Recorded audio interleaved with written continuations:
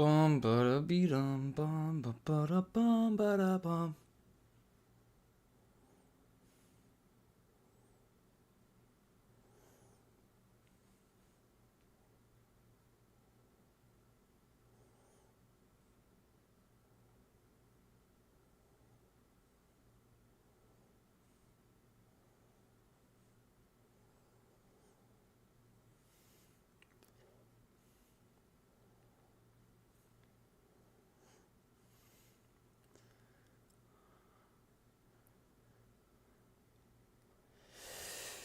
Good afternoon, good morning, good evening, ladies, gentlemen.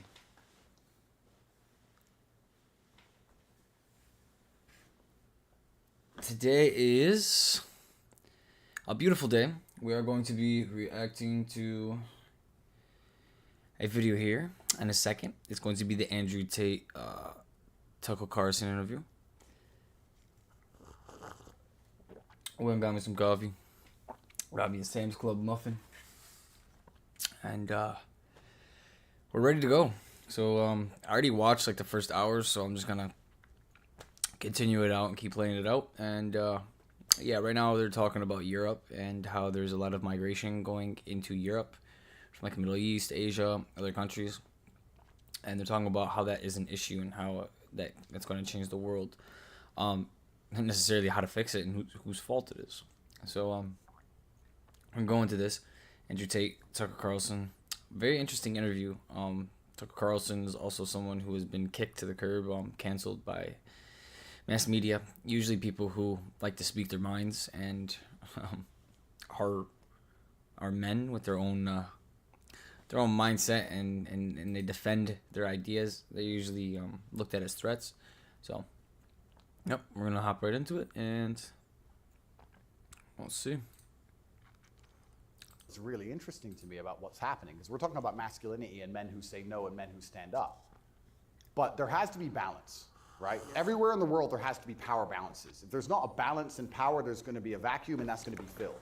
If you neuter the native population of men, if you destroy their mentality to resist, if you tell them that every single thing about them masculine is wrong, and you basically feminize and unicate them, turn them into eunuchs, and then you import high testosterone men from the third world who don't believe any of this garbage, who grew up in a society where they understand the only way to succeed is to be a fearsome predator to a degree, what do you think is going to happen? Like, who's supposed to protect the sanctity of these nations and these settlements and these towns and villages? The police? No. In general, I would argue that it's the masculine essence that can be detected by the people who arrive. You're not gonna fuck with a nation if it's a bunch of these migrants has units they behave themselves. living in it. Oh yeah. I have a feeling they just look around and go, not today. But when you neuter the native populace, then it's like, well, there's a power vacuum, and when there's a power vacuum, what do we expect to happen? Yep. So that's what's so. What are the French gonna do about it? What's your average Englishman gonna do about it? Nothing. And that's the thing. And that makes you wonder: is this purposeful? Like, why these two actions of neutering the native populace and importing these high testosterone third worlders are so at odds with each other? Is this purposeful? I'm not sure, but has anyone considered this? So yeah, it's interesting because you talk about. Well, these are huge and intentional trends, and I mean they're historically transformative trends. They're a big deal, and so they're probably not happening by accident, right? There's got to be some intent. How could there not be? That's right. And how do they expect all of this to end? And this is exactly what's happening with migration. The problem with migration specifically is that there's no native masculine populace to enforce. I need to see if my voice is okay and the voice of my video is working. 1 second, let me give pause.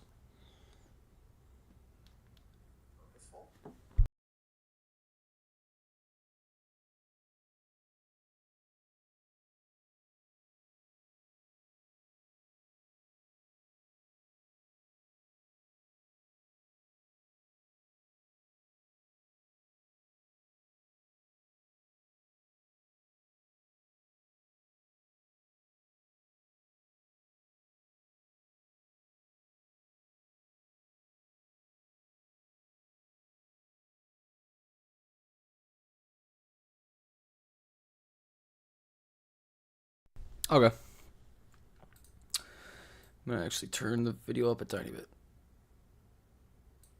Just like that. Well, when I've been to Moscow, I've been to these places, and I've seen there's a whole bunch of migration, and everybody seems to just behave a little bit differently. And I think that's because people understand That men live here? that men live here. If you turn up Pretty in much. someone's house and their house is pristine, you're probably going to take your cup and you're going to go put it in the kitchen. But if you turn up in somebody's house and it's a fucking mess, and nobody respects the house and nobody cares, and the man is drugged out of his mind, half asleep on the couch, what are you going to do with your cup? You're going to leave it there. You don't give a shit. If you turn up to the Western world and look And at then it, you're going to hit on his wife. absolutely. So what do we expect to happen in these scenarios, right? And Yep. and it is purposeful, and it is scary that even me just telling men to go to the gym is seen as an act of defiance to the point where I have to be punished. I must go to jail. I must be silenced. Thermometer must be broken. If, at the end of all of this, no matter what happens, do you plan to stay in Romania? I love Romania. I love this country. And if I am found not guilty, I will stay in Romania, yeah. I will still stay here. I don't believe in running away. I also believe, and perhaps this is... Yeah, I didn't even want to ask you that because No, you've but got a look- legal case pending, but I mean, presumably you're rich enough to run away when you haven't. Correct. I'm not going anywhere. I think if I was anywhere in the Western world, this would have happened to me. I don't think this is Romania's fault. Let's put it that way. I don't think this is Romania's fault. I think if I resided in Switzerland or France or Italy, the same thing would happen. From knowing what I know, I think it was going to happen to me regardless. And I think I do have a large amount of sympathy, especially amongst the Romanian population. I get thousands of messages a day from Romanians apologizing to me. I think the people here actually like me. My waiter at lunch yesterday is one of them. Is He he one wanted of you to know, yeah. Oh, amazing. This is what I mean. Everyone understands what's happening. My problem is not with Romania. I don't hold any personal grudges against Romania. I think that this Matrix attack was going to come to me. What is the Matrix? Good question. I guess some Americans call it the deep state, but I like to look at it in a more global way. When I say the Matrix, I think there are certain agendas which are being pushed. I think the media machine and the judicial systems of the world work together hand in hand.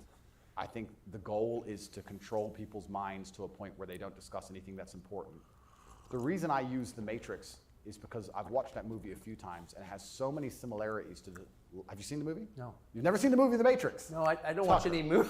Tucker. I don't want to talk about it on camera. No, I'm very dyslexic, and it's hard for me to watch video. Got it. Honestly. Understood. But there's so many similarities, and the basic premise is that humans' minds are controlled and put inside of a false reality so that their body heat can be manifested for the machines. And I don't much. think it's much different to reality. Our minds are controlled. We're put in a false version of reality. We're told things that aren't true. We're arguing over things that don't matter. We're observing a false version of events. And the Yep. goal of it is just to distract us long enough for our bodies to be used for the machines, to soulless. And I think it's pretty similar. Pretty similar, striking similarities. And even then, there's a bunch of other similarities which are difficult for me to explain. You haven't watched the movie, but there are agents inside of the Matrix, and the idea of the agent, the purpose of the agent is to make sure that nobody understands how the Matrix really works and You're wake maintaining everybody's it. mind up. They want to keep you asleep. Yep. And any person can become an agent at any time. If they're not unplugged, if their mind is not free, they can become an agent, and their job is to keep you asleep. And you see agents all the time. COVID awoken me to agents. When I would sit and talk to somebody and they seemed perfectly rational and normal until I mentioned COVID, and then they fully change. No, it's dangerous. You know what's really sad is like content like this can't even go on YouTube like normally. Like this isn't even posted by Tucker Carlson himself. Like the guy's like booted. Like in the beginning of the interview, he was talking about how they had to do this on Twitter because Twitter wasn't going to basically silence them. This is crazy, bro. Like they're just having a conversation. It's crazy. You can't have like constructive conversations. Like even if someone's wrong, like it's mind-boggling. Like the whole point of the United States of America is like the Constitution, freedom of speech, and it's crazy how far we've gone from that. It's crazy how far like people just like accept it. It's sad. No, what do you mean? What do you mean? Are you crazy? My grandma got sick, and they became an agent instantly and started repeating the news to me. And I was like, your grandma got sick. How old is she? 97? Interesting. Oh, I better lock myself in my house then. Dumbass. So agents exist and the Matrix exists, and I think most people's version of the world is a false one. The idea and the world that most people have in their mind and how society functions and how all these things function, I genuinely believe is completely false. I think they've all been lied to. I don't think anybody understands how any of the world works. And I try and use some very simple, very simple analogies to wake people up. Turn this up a little I said to one of my bit, friends man. once, I said, What? if me and you could play video games for $10,000 and you could cheat, would you cheat? He goes, well, no. I was like, if I was whooping your ass and it was 10 grand a game and you could cheat, would you cheat? He goes, yeah. I was like, all right, so you accept that people cheat to win in a video game for a menial amount of money. You think they're not going to cheat for something that matters? I think this They're not going to cheat for something important? You understand what I'm saying? Oh, yeah. Yeah. So How about to get the most important job in the world, President of the United States? I would never kill myself. I mean, people kill each other over insurance fraud. You don't think, right? Yeah. Yeah. So when you actually understand how the world really works, you know what was really interesting? I remember there was this big military coup in, was it Myanmar or Burma? One of these, there was a big military coup like a year ago or something. And nobody really cared. They mentioned it on the news a little bit. And I looked at it and I looked into it. And they were talking about how the two political parties were almost 50-50. And then in the 90s, something changed. And now one political party just smokes the other one. And the military took over to restore democracy and all this stuff. It was very interesting, the voting machines they used. Really interesting, something to look into. A lot of countries like that. Philippines, also true. Why do you think support for the war in Ukraine, support for Ukraine's side in the war against Russia, support for a war against Russia in the West, is kind of the bottom line issue for the people who run the U.S. government and for the American media? Why? I mean, I guess you could argue about it, but there isn't an argument about it in the United States. There's a position, and anyone who doesn't hold it is attacked and punished. Why? Why is that so important? Well, the first thing I think we should all do is I think we should all give Putin credit for curing COVID, right? Because when his invasion happened, COVID went away. So thought about that. Think about it. It's almost to the day. So we have to give him some credit at least for doing that. He may be the bad guy of the world, but at least he cured COVID for everybody, nearly instantly. He's basically saying the world was freaking out about COVID, like it's so insanely, like that they wouldn't even leave their house. They wear masks everywhere. They won't touch things. They're scared they're gonna die. And then like Putin started hitting Ukraine, and then everyone was like Ukraine, Ukraine, Ukraine, Russia, Ukraine, Russia, and then just COVID just disappeared. Like no one even uses the word COVID anymore. So that's what he's saying. He's like, thank you, Putin, for curing COVID, getting rid of it. Fair. Thank you, President Putin. Yeah, I, up until this point, never really commented too heavily on politics. Yes. But I understand very well, I like to believe what's happening with Ukraine and Russia.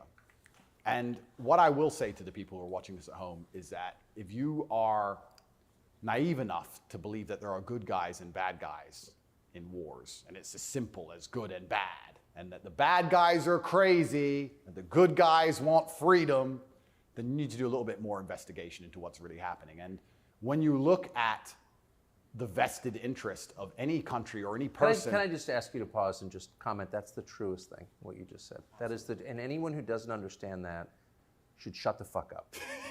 And I mean it, having seen war. Anyone who's telling you that it's Churchill versus Hitler is an idiot. Well, I'll give you an example. When my father was still alive, Excuse me. Yeah, no, it's true. When my father was still alive, my father died 6 or 7 years ago. I was a lot younger. The war in Afghanistan was going He on. died 6 or 7 years ago. How old was he? 56. Oh gosh. I'm Yeah, sorry. he died. But the war in Afghanistan was going on. And I remember asking my dad, saying, why do the Taliban even fight and resist the American war machine? They don't stand a chance. Like, why are these terrorists even fighting against the American war machine? And my dad said, they're fighting for their way of life. They want their wife, and they want their children, and they want their society and their language, and they don't want pride flags, and they don't want American bullshit, and they don't want to be told what to do. And they're fighting to be a culture and be a people which is independent in and of itself. Like, they're not the bad guys you think they are. They're people who are like, why are you here? What do you want? We don't agree with that. That's against our holy book. Fuck off. Right? So even there's no such thing as good and bad in any war. And people. Who is your father? My father was a chess master. He worked for the CIA when he was a linguist for the CIA, and then he was American. He was discharged, and for a story I won't tell, but he was a chess master, and it's very interesting. I encourage people to look at his Twitter, He still has Twitter at Tate Terrific. And everything he was talking about 11 years ago is so important now. 11 years ago, no one cared about. We had the Donbass in 2014. People cared. Yes. People cared a bit. But he was literally, he predicted the future. You want to see how chess players can see the future? Read his Twitter. Everything from LGBTQ, why they need your kids because they can't have their own, to the war that's coming and how Europe's going to have an energy crisis, to the letter. It's all on his Twitter. It's amazing to read. It's like you could tell the future. 10 years ago, no one talked about any of this. Oh no. Did he live in the the- U.S.? Yes. Where'd the video go? America. Fascinating. Yeah, it's crazy. There's a video. But he was telling me about a lot of this stuff even when I was a lot younger. And as we said, there's no good guys and bad guys. But when you have a vested interest in something, I think that people are relatively simple. You're talking about why the American government has such a vested interest in this war. Which is not good for America. Which is not good for America. So is it, well, we can say it's for money or we can say it's for power. What else would it be for? What, is it really for freedom and democracy? Well, I think that's already been destroyed by Zelensky, hasn't it? So Yes. what is it for if it's not for money and power? And Influence? then you say, well, who's the money and the power going to? These are logical conversations. It's a very logical thought process. I agree. It's all You know, for wouldn't it be influence. interesting to say, okay, I woke up, I'm an American. I would never kill myself. I woke up, I'm an American. Why does America care? Well, I guess it's for money or power. There's no other reason. Okay, well, America wants to be a rich, powerful country. That's fine. Is the money and power going to America, or is it going to a select few individuals? Are those select individuals interested in me and my life? Do they care about benefiting me? Do I need to support the power grab of these select few individuals? Is that going to be a smart move for me to make, for me to have the best possible human experience? Like, this is a very logical thought process. Yes. People don't seem to think anymore. They believe that there's a good guy and there's a bad guy, and They don't think. one team's completely good and one team's completely bad. One team's It crazy. sucks, man. They often use the word crazy because to be completely bad, Really you have to be sucks. crazy, right? So you're crazy. He's crazy, just for no reason. Everyone's crazy. Reasonless. It's insanity. I don't know if you saw Lukashenko with the BBC. Did you ever see that interview? No. Oh, brother. Please watch it. The way he destroys the BBC. The best I thing thought I is did Sam's the Club best. muffins. I take second place. Amazing, amazing. But yeah, and you just have to be critically thinking. And then after you're critically thinking, you have to be brave enough. And this is the real pandemic of the world, is cowardice. You have to be brave enough to look around you and realize, everything was a trick. Everything was a lie. But why not be a coward? I mean, it's just a lot easier, right? Well, it used to be. This is the thing that's interesting. I would actually argue in the 1950s and 60s, if you were to agree with every single narrative and obey every single law and do exactly what you were supposed to do and pay your taxes, etc., you'd at least get a wife who respected you. You'd at least have children who could go to school without being indoctrinated to a degree. Yeah. You could have a nice house. You could have a pickup truck. You could have a pretty good life if you just followed the rules. Yes. Yep. I don't think that's true anymore. I think Hell that no, if you you follow are the a rules, you man, end up especially in the this is worst what I talk scenario about possible. masculine issues. If you're a man who is born and you decide to do exactly as you're told, you're going to end up depressed, in debt, working a job that you hate, with a wife who doesn't respect you, with kids who don't listen to you, Yep. in a house you don't own, Yep. until she leaves you, and then you contemplate suicide a while. And maybe you Why might is find some he, purpose towards the end, enough to survive and pay your taxes, and then you're gone. I don't think a man who just follows the programming is going to find any happiness. But they don't care. Why would they? They have No. no interest in masculine happiness. This is another thing that's very interesting. They talk about men's mental health all the time, especially in the UK. I'm not sure about America, but in the UK, they have this big drive for men's mental health, saying that men commit more suicides. Men A end lot? up- Talk about this a lot in my actual life. I talk about how, like, I see a lot of people who are, like, married. You're very, very, very, very sad, or they fight a lot. They find a lot of things to nag on with each other. And I feel like this is a very, very new concept. Like he's saying, men and women are conditioned now to kind of like bicker at each other, and try to be better than each other. And it's very weird because men and women have their specific rules. So yeah, he's like, what he's saying is basically true. Like, relationships don't really work out in this day and age because most people follow the general public or the general society's view. And what he's saying is, in like 1950, if you follow the general public's view or like morale, you would have at least had a good life. Like, you know what I mean? You'd have a wife, a house, some good kids. But now, it really doesn't matter. The way society is constructed, it's very, very hard to get that. It's like you got to be the 1% to get that. You got to be the 1% and stand out to get someone else that thinks that way and acts that way and is also a blessing. So it's really hard nowadays because 99% of people are pretty much garbage because they follow the way society works, and the way society is garbage. It's unmoralized. It's godless. It's actually terrible. So yeah, A lot more. Because it's hard to be a man. We commit more suicides. We're more depressed. We have all these mental health problems. I come along. I genuinely get thousands of emails a day saying I'm helping men's mental health. But no, can't help it the way Andrew wants. You can't tell them to go to the gym and stand up for themselves and have pride. What kind of man's going to have a solid mentality and not have mental health issues if he has no pride? That's part of being a man. Part of being a man is proud of yourself. If you wake up and you're not proud of who you are and how you look and the things you say, how are you ever going to have a solid mentality? So when I teach things that genuinely help men's mental health, that's outlawed. No, you're not allowed to do that. Instead, you have to take our version, which is to pretend to care about men's mental health, but not give a shit. Give them a life they know they're not going to enjoy, pay taxes, and die.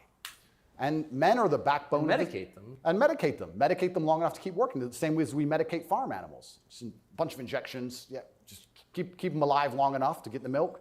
Milk's gone. Chop the head off. Boom. They need to put you in prison. They're trying. Yeah. I can see why. They're trying. And it's scary. A lot of people, but then what do? Do I just shut up? No. You don't think so? No, you can't shut up. I mean, because in the end, you've already put it your out there. Self-respect, your dignity is the only thing. That's right. You've already put it out there. This is what people don't understand. People say, Andrew, why are you fighting this war? And They don't have understand that war is self-respect or certain. dignity. You either fight war against injustice and you fight war against the things you know that are wrong and you feel good inside of yourself, or you accept the slave programming and fight a war with your own mind. Yep. You have to fight something. Yes. I can shut up and believe what I'm told in the news, but then I won't. Why am I so unhappy all the time? Why am I depressed? Yep. Why does my life suck? Yep. Why does my woman ignore me? Yep. Why do my children not respect me? You're fighting a war, then you're fighting a war with your own mind. I'd rather have all of me on side and fight against what I know is genuinely evil. You can't escape the battle. The battle is here for all of us. So I've made my decision, and that's why I can't be quiet, because you just said I would lose my self-respect and I'd lose my dignity, and I don't think I can function that way as a man, and I don't think any man should be able to function without self-respect and dignity. The reason men died on the Titanic was for self-respect and dignity. They went into the icy cold water and died because they would feel honorless if they jumped on the boat and left the women to die. That's right. So when you have self-respect and dignity, you have a hard parameter, and you'll do things that which are deemed crazy or insane because you believe in them. And you. This is very important. As a man, having self-respect and dignity, as he's saying, and holding your ground and believing in what you believe in, even if other people disagree with you, you're firm. You're gonna be a leader. You're going to maintain. You're going to maintain a source of happiness. You're not going to be depressed. You're not going to be sad. You're going to maintain a source of power. You're going to be able to help people. That's what a man is for. We're here to help. We're here to literally protect and provide and help. So, yeah, dignity is one of the most important things. That's why men are so egotistical. Like, a guy will go buy a car, and then his neighbor will see the car, and he'll go buy a nicer car to feel better about himself. This is something like, men are very competitive with each other. And men are very, very egotistical, and men have a lot of dignity, and they have a lot of pride in what they've done and what they believe in. A lot of strict, like, men, not boys, men, they have a belief system and they stick to it, and they don't let that break, and they continuously push that until, I don't know, but no one's gonna break a real man down. Like, a real man's gonna believe what he believes and take care of the people around him, and he's gonna keep operating. If the people around him aren't being taken care of, and he's not a good person, then he's not gonna be respected. He's not gonna have dignity. He's not gonna be. You know what I'm saying? You stick up for yourself, and that's why they don't want men to have self-respect and dignity. Rather be a free man in your grave. Absolutely. So I can't be quiet, and I'm going to say what I believe is true, and I genuinely believe I'm helping the world. I think that any young man who is a follower of mine, I will argue there's no influencer on the planet besides me who is genuinely benefiting their life. I know you're not big on the internet. I look at these other streamers and these other influencers. They play video games all day. They smoke weed on stream. They talk garbage. It's a bunch of drama back and forth like girls. I'm the only influencer or streamer who's genuinely talking about making money, because you need to have money to escape the matrix. It's very hard to resist enslavement when you have to pay the bills. Getting physically strong, because a strong body is a strong mind. Standing up for yourself. Self-motivation. All these things. I'm talking about genuinely positive things. Very few people are. And I think that is an extremely important message that needs to be told. And I'm not going to stop doing it because The culture at the moment is really gross. It's filled with a bunch of people streaming, a bunch of girls streaming in hot tubs, a bunch of people gambling, a bunch of people, like he's saying, doing drugs and doing stupid shit on stream. It doesn't help society and it doesn't help people. It's cool and it's entertaining, and there is time for entertainment and there's time for dumb shit. But he's saying, why am I victimized for doing the right things and being a positive influence in preaching these things. And I think that's really the biggest problem on the internet and just in the culture that we're in, is being healthy and being smart and actually standing for something is a bad thing. Like you're supposed to be like a transparent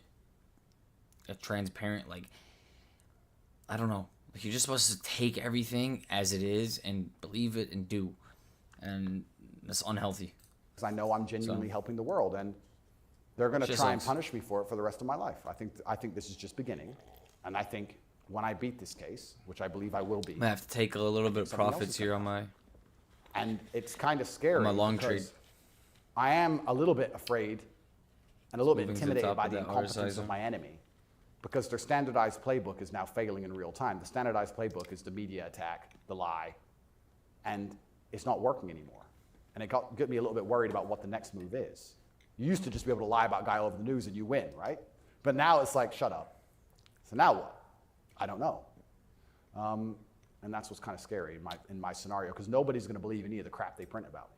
Nobody believes it. Nobody believes it. Whenever I do an interview with the Matrix media, nobody believes it. They have to turn the comments off, because everyone in the comments are just ripping them apart. Well, you do seem very sad on the verge of killing yourself, are you? Absolutely not, really not. I never would. And that's what You said that, I know. I have to keep saying it. I have to keep saying it because it's scary, right? But I believe you get 3 lives. I think they cancel you initially. And then when that fails, they try and put you in jail without a reason. And if that fails, there's only one option left after that. That's right. So I'm in a very scary scenario. But I guess the same as the men on the Titanic just couldn't get on the lifeboat. I just can't stop saying what I believe to be true. If a young man comes to me and says he's depressed, I'm going to tell him how to become a kind of man who's proud of himself. And if that makes him the kind of person that resists slave programming, I'm always going to be public enemy number 1. You've said depression isn't real, or it's not, as the way we describe depression isn't accurate. What do you think of depression? When I say depression isn't real, that really upset the world, especially the liberals, because they all live on medication, right? When I say depression isn't real, I'm saying that because I don't believe in things that can take away power from me. If I believed in depression, I would have been depressed in jail. But I can't be depressed if I don't believe in it. If you don't believe in ghosts, how can you be haunted? You have 2 people in a haunted house. One believes in ghosts, one doesn't. There's a knock in the night. One wakes up, calls an exorcist, is terrified, looks for a ghost. The other guy doesn't believe in ghosts. Knock in the night, goes back to sleep. It's the belief in the ghost that gives it the power. If I don't believe in depression, I believe in feeling depressed. Sure, we're humans, we have emotions. Sometimes we feel depressed, sometimes we feel happy. He's saying that you can get depressed, you can feel down, you can feel useless and worthless. But to the point of the state where you're feeding into it, where you want to kill yourself, or you're not eating, or you're doing these things, that's not normal. Like, that's not normal, is what he's saying. Like, that's in your head. Like, if you were depressed and you were sad and you were unhealthy and you were unhappy and you got up and you did things like went to the gym or went for a walk or went and talked to some people, went and played a sport, your depression will go away. You're not going to come back home and want to kill yourself. It doesn't work like that. Now, understanding like a child, a little kid who's going through a lot, they have a lot of trauma, it might be hard on them. They don't know where to go. They don't know what to do. That makes sense, especially in a world where they're not taught to be mentally strong. They're not taught God. They're not taught things like this. So I don't believe in the idea of becoming a depressed person who has depression. I don't believe in that. I don't think that's possible for me. So if I don't believe in it, how can it happen? I don't believe in depression. So why would I not adopt the mindset that makes me the most capable predator I can possibly be? Why not adopt the mindset that makes me as competent and as fearsome as possible? If you have to install software in your own mind, why would I not install software that makes me capable of not only driving a Bugatti and flying on private jets, but sitting in a Romanian dungeon covered in cockroaches? I need to be able to do all of it. So why would I believe in something that made me incapable? I don't believe in depression because I think that even the belief in and of itself, when you feel depressed, you'll start to consider, maybe I have depression. Then you go see a psychiatrist who tells you have depression. Then they want you on pills. It's the belief that goes down the spiral. If I feel sad, I go, I'm depressed today. I'll be fine tomorrow. So why? I suspect you're right, or what you're saying is pointing toward truth. That's my personal view. But even if I disagreed with you, I disagree with you. Why is that so offensive, what you just said? Well, that's what's interesting, because when I said depression wasn't real, you're not allowed to say things. People the get number offended. of people who would attack me defending depression. This is what I didn't understand. Right. You say depression isn't real, but depression's ruined my life, and it's super real, and it's ruined my life, and I lost my marriage. I'm like, if I told you it wasn't real, you should be coming to me saying, tell me how it's not real. Please help me with my depression. Why are you trying to convince me that it's real? Why are you sticking up for it? And why are you defending depression? And why would I adopt the thinking of someone who's sad? Why would you're going to convince me to take your worldview. You just told me your wife left you, you're fat, and you want to kill yourself. And you want me to sit here and go, with my perfect life, and go, you know what, I want to think like this guy. Yeah. You're out of your mind. I don't believe in it. Fix it. And because I don't believe in it, it's made me the kind of person who can't become depressed. And the reason they don't like me attacking that is because depression is a fantastic way to subdue a population, right? If everybody's depressed, it's hard to have a revolution. You're depressed. Oh, they've locked us all in our houses. I don't want to go outside anyway. I'm sad, right? So depression's a fantastic tool of population control. They have no problem with you being depressed. They have a problem with you being the opposite, principled and energetic. No, you don't want principled, energetic people. That's a problem. A bunch of depressed people, easy. If you had to invade a country, would you rather the opposing army be principled and energetic or depressed? I'll tell you, I would not want to be invaded by a cheerful army. Absolutely. That's scary. They're having too much fun, right? You want them all to be depressed. So a morose army is easier to defeat. I agree. Absolutely. So depression is a defended idea. You're not allowed to even talk about it. You're not allowed to help people get out of it, right? Yep. They like the idea of a depressed population. And this is what I say to people. Now, I'm not stupid. I understand like PTSD is real. I understand mental health is real. I'm not saying that, but I say if you're an 18-year-old boy or 18-year-old man and your life is pretty much okay. Don't live in depression. Bacteria Don't be didn't sad. steal your eyesight, which could have happened. You never had a car crash and lost both of your legs, which could have happened. You're actually very fortunate. And you wake up and you say, I'm depressed. I think you're an idiot. I don't think you're depressed. I think you've been psyoped. I think you feel a little bit of depression, and you can fix that by... Some people dislike him. Because I think you're an idiot. I don't think you're depressed. Someone who feels like they're depressed, when they hear that, it fucking pisses them off. So that's why people flip out on him.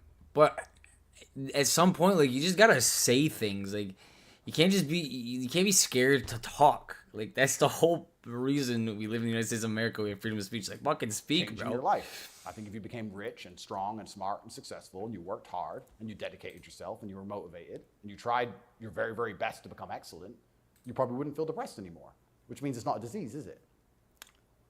So why would you, the only reason you're even saying you have depression is because you believe in it. So you're arguing for cause and effect. You're saying if you live a certain way, you're going to feel a certain way. Absolutely. And I also would argue that I think we've evolutionarily, even though I do believe in God, I think that we've designed ourselves and the human has grown into a way where if you feel depressed or sad, I think that's a fantastic trigger or a warning signal to do something.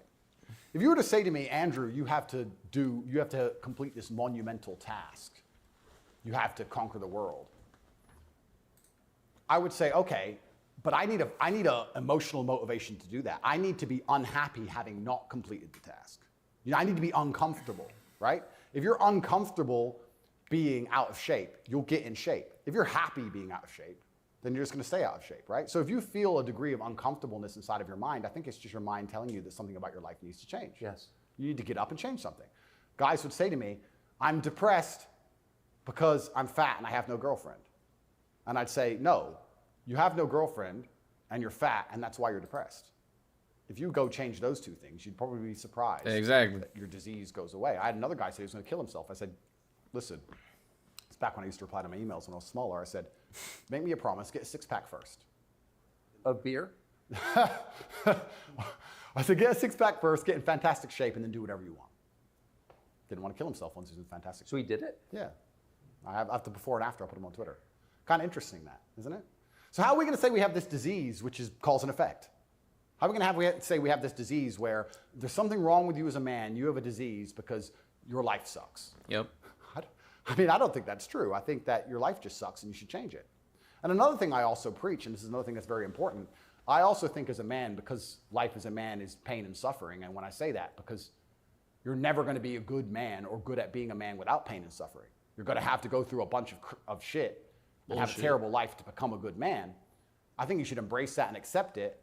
And I think that the correct mental model for men to have is a degree of stoicism and not to be too concerned with even how they feel.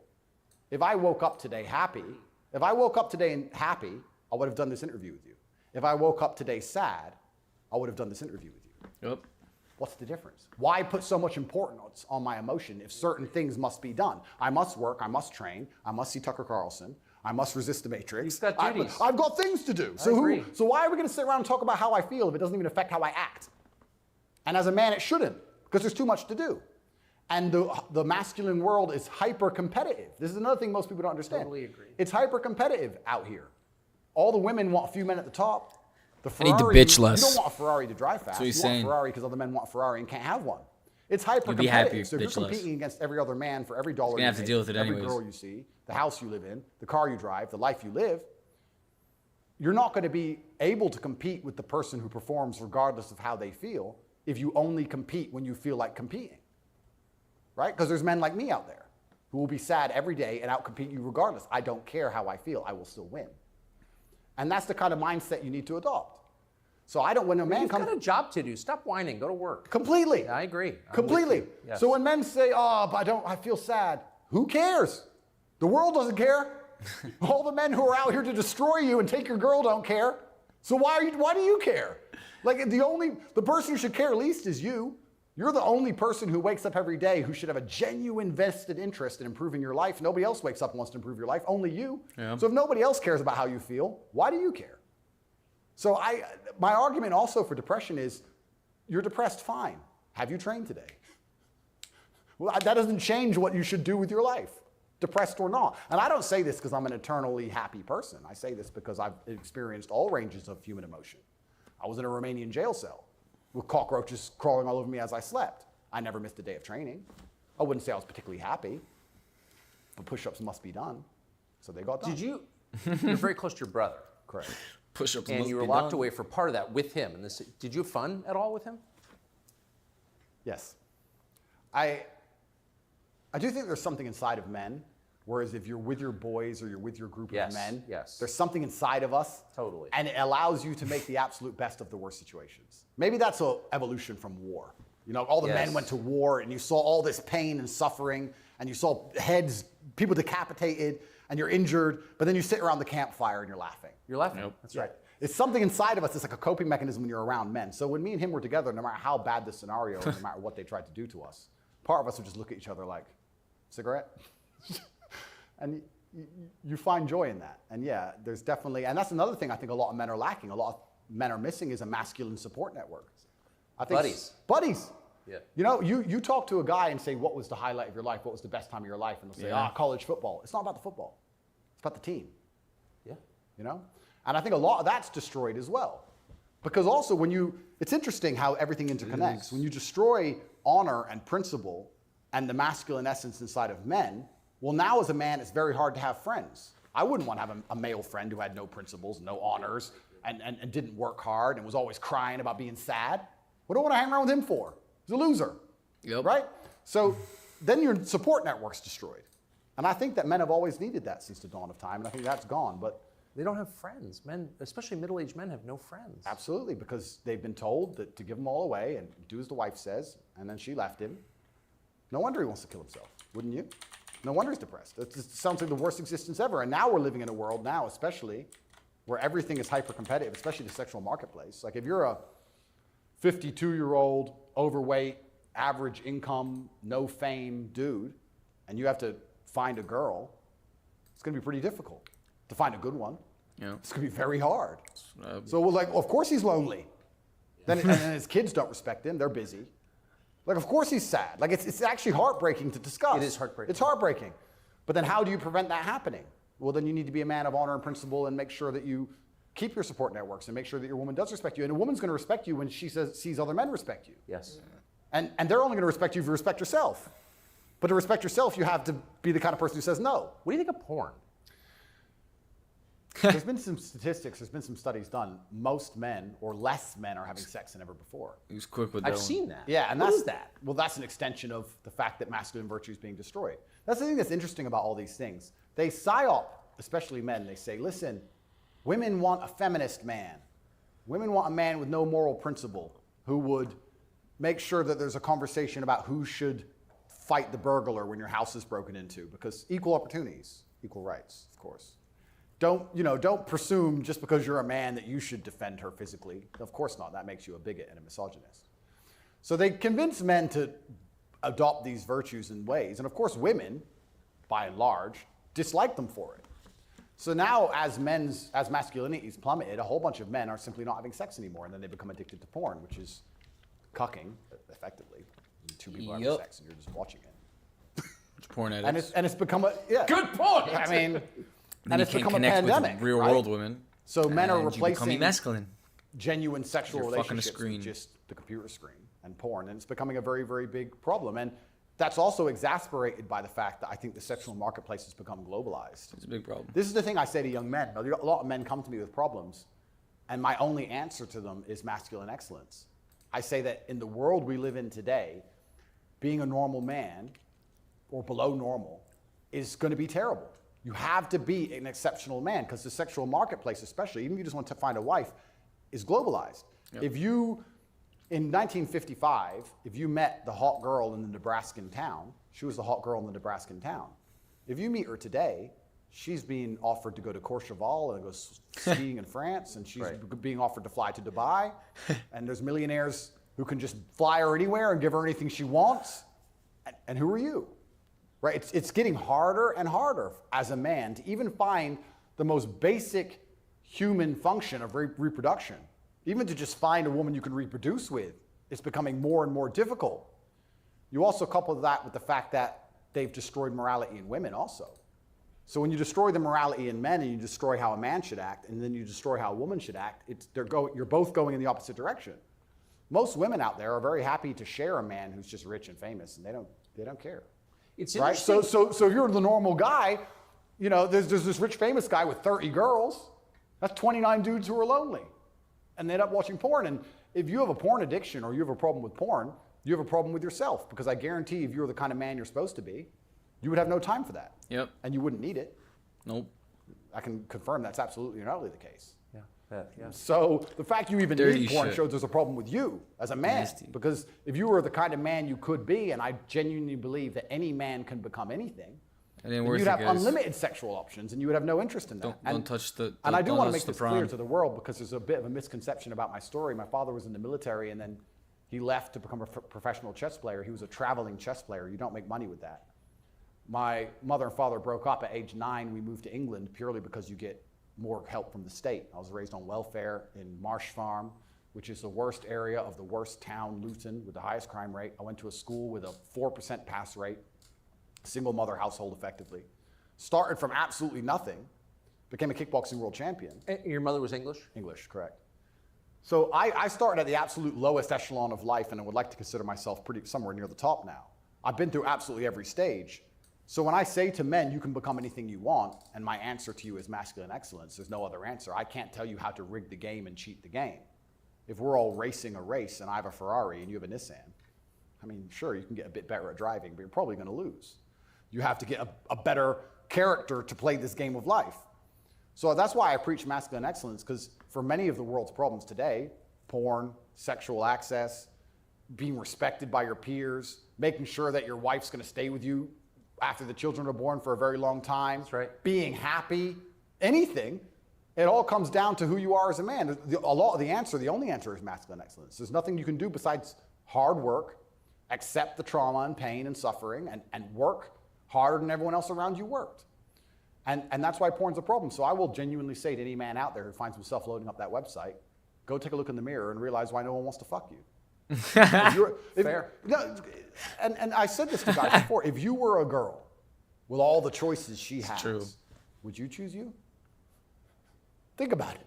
And if you're honest with yourself, a lot of these guys, if they look in the mirror and go, you know what? No, I wouldn't choose me. I wouldn't choose me. Work out why and do something about it. Absolute and utter self-accountability. This is something that's also missing. I take accountability for everything in my life. Even going to jail, although it was unfair, although it's a matrix attack, although it's garbage, it was my fault. I sat there and go, what did I do wrong? How can I learn from this? Where is my part to play in this? What did I do? Because my actions are what I have the most control over. I have self-accountability for everything. If a woman doesn't want to sleep with me, I don't sit and say, women are this way, society's that way. I just sit and say, okay, why? What can I change? So any man who's loading up porn needs to go have a long conversation in the mirror and realize that he's not desirable or as desirable as he should be or could be. I come from absolutely nothing. I'm mixed race. My father was black and my mother's white. So statistically, mixed race, single household, single mother household, bad area. I ticked every box to end up in jail.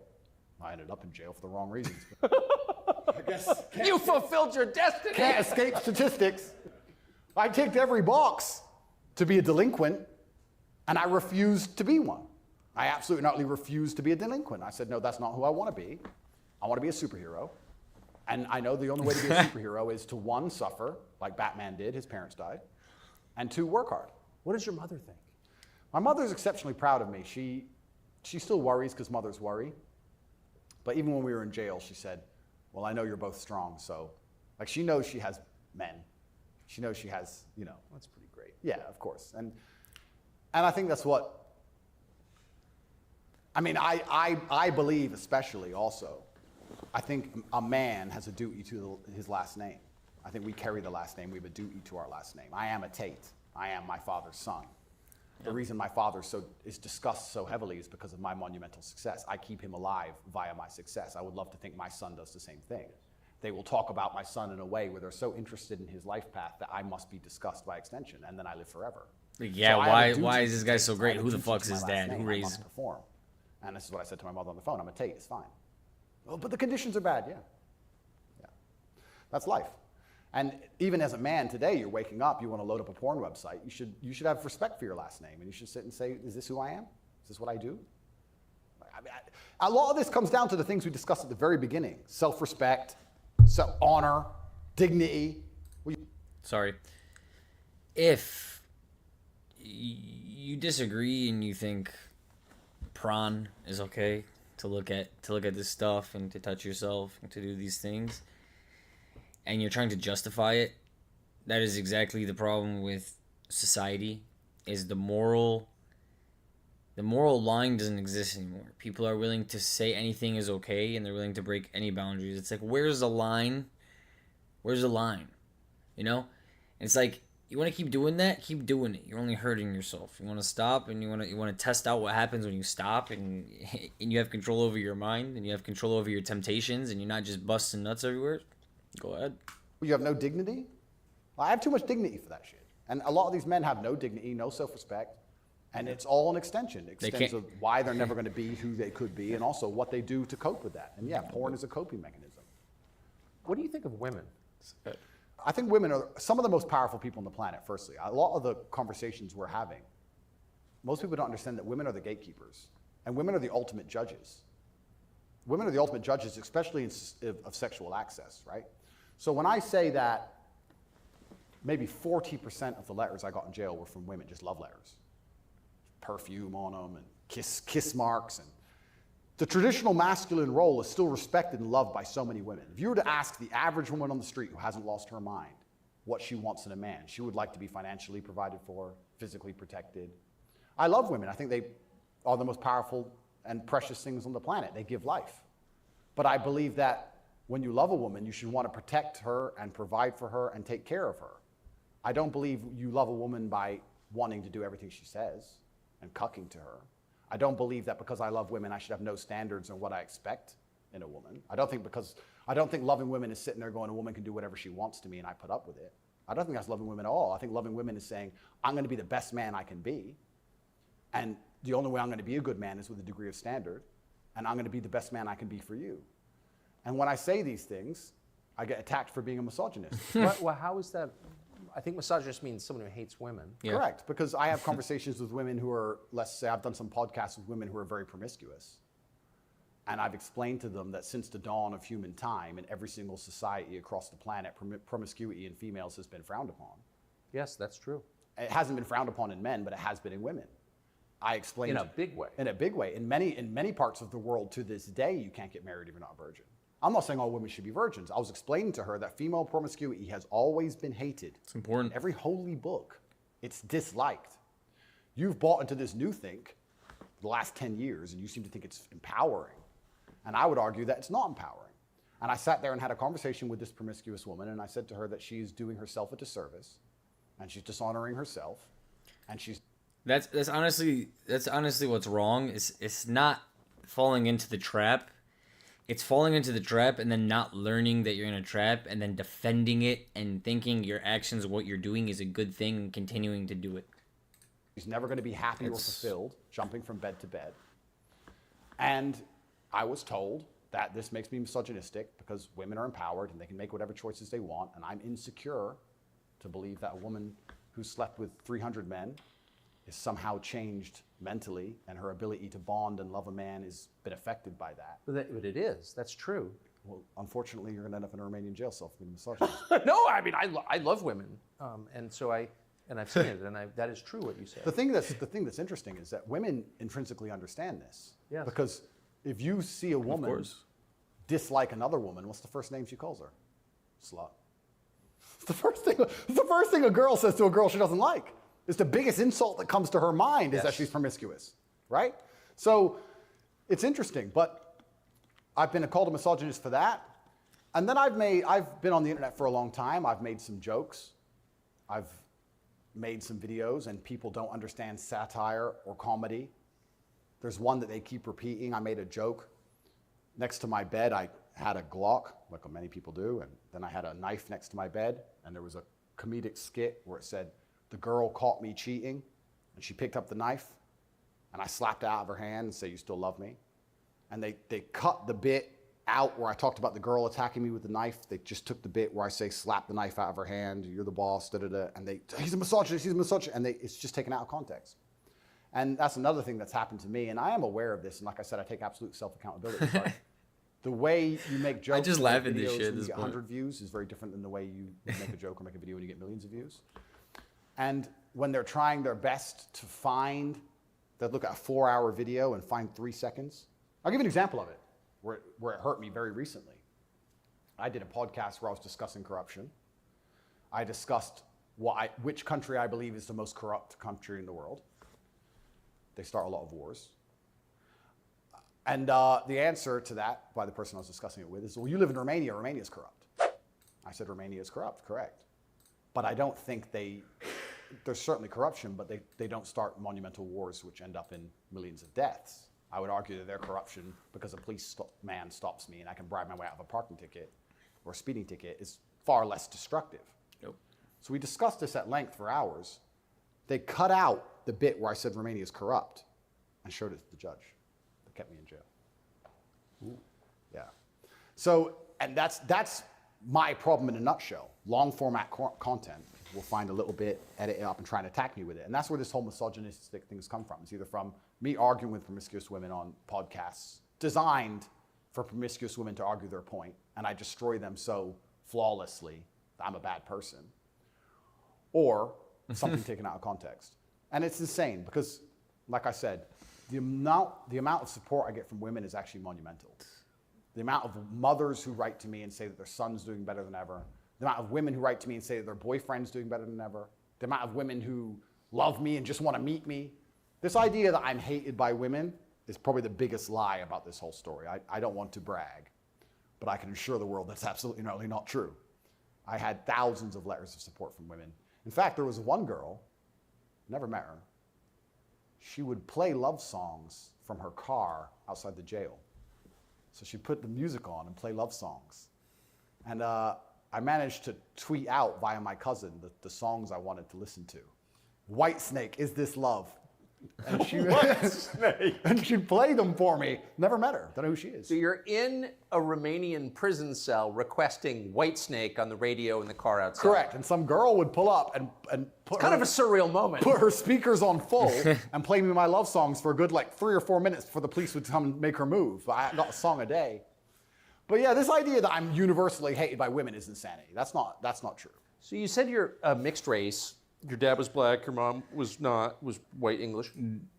He says that he's hated universally for being like a misogynist because he hates women, and obviously he doesn't hate women, and women don't necessarily hate him.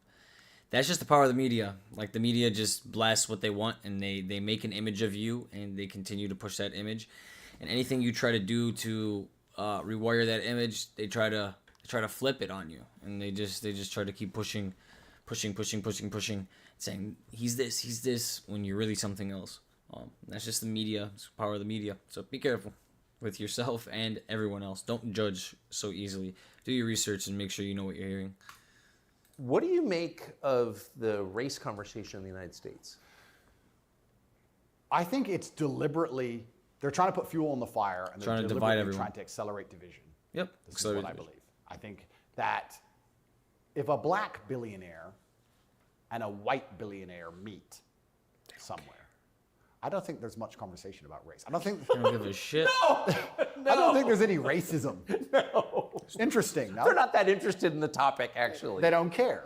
Right. He's saying it's funny, like a black billionaire and a white billionaire, they meet, they don't give a shit if they're white or black. They're billionaires. They're worried about what they're actively doing, because what they're actively doing is 10 times more important than their race or their color or their religion. They don't give a shit. It's the same way that the United States had that whole entire thing going on with 9/11 and Osama bin Laden and Muslims this and Muslims that, but they're best friends with Saudi Arabia, one of the most totalitarian states in the whole entire world, one of the most dictated states in the whole entire world. Why? Because Saudi Arabia and the United States, they have oil contracts, and Saudi Arabia sells their oil with the US dollar. What does that do? It keeps our dollar up. It keeps our dollar valuable. It allows us to go and do whatever the fuck we want. Print as much money as we want. Do whatever we want. So this is a problem, bro. This fucking But amongst the lower echelons of the populace, they seem very interested in trying to turn us all on each other. Yes. I wonder why that is. And I wonder why super they division. deliberately make laws and push media matters which are designed to do exactly that. I wonder why that is. We can sit, and I have my own theories. But I think what certain people in the world would be most afraid of is the white people of a certain economic class and the black people of a certain economic class shaking hands and saying, this is bullshit. 1 second, let me check something. I think that would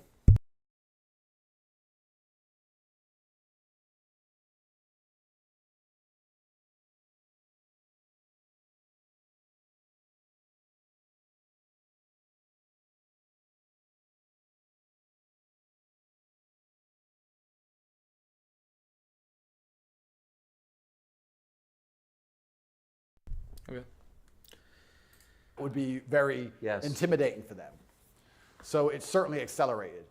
And it's also very interesting because as a mixed race person, I will also sit and state, I don't look particularly black. Most people can't guess where I'm from. I've had more discrimination against me for being a straight male than I've ever had for my skin color. I've had more people look at me or have problems with me purely because of my sexual orientation and my generally masculine essence than I've ever had anybody say anything about my skin color ever. And I'll also say, if somebody has a real problem with my skin color, who cares? If someone's that ignorant, who gives a shit? Like, it's also, I do find it amazing they managed to psyop people into being so brutally offended by it. If someone were to come up to me and say, you're not white, I'd say, correct. Have a nice day. Who cares? It's amazing how they've got everyone wrapped up in this. But yeah, it's certainly accelerated. Another thing that's very interesting about it, especially in America, a lot of Americans are insulated to, I feel like, world history. Yeah, I've noticed. You know, they're like, oh, slavery, slavery, slavery. Slavery was everywhere. Every country had slaves. There's still slavery. Arabs had slaves. Chinese had slaves. Aztecs had slaves. Everybody had slaves. The American Indians had slaves. Everybody did. Correct. And they're like, oh, we've been enslaved. Everyone was enslaved. Unfortunately, the world wasn't such a nice place, right?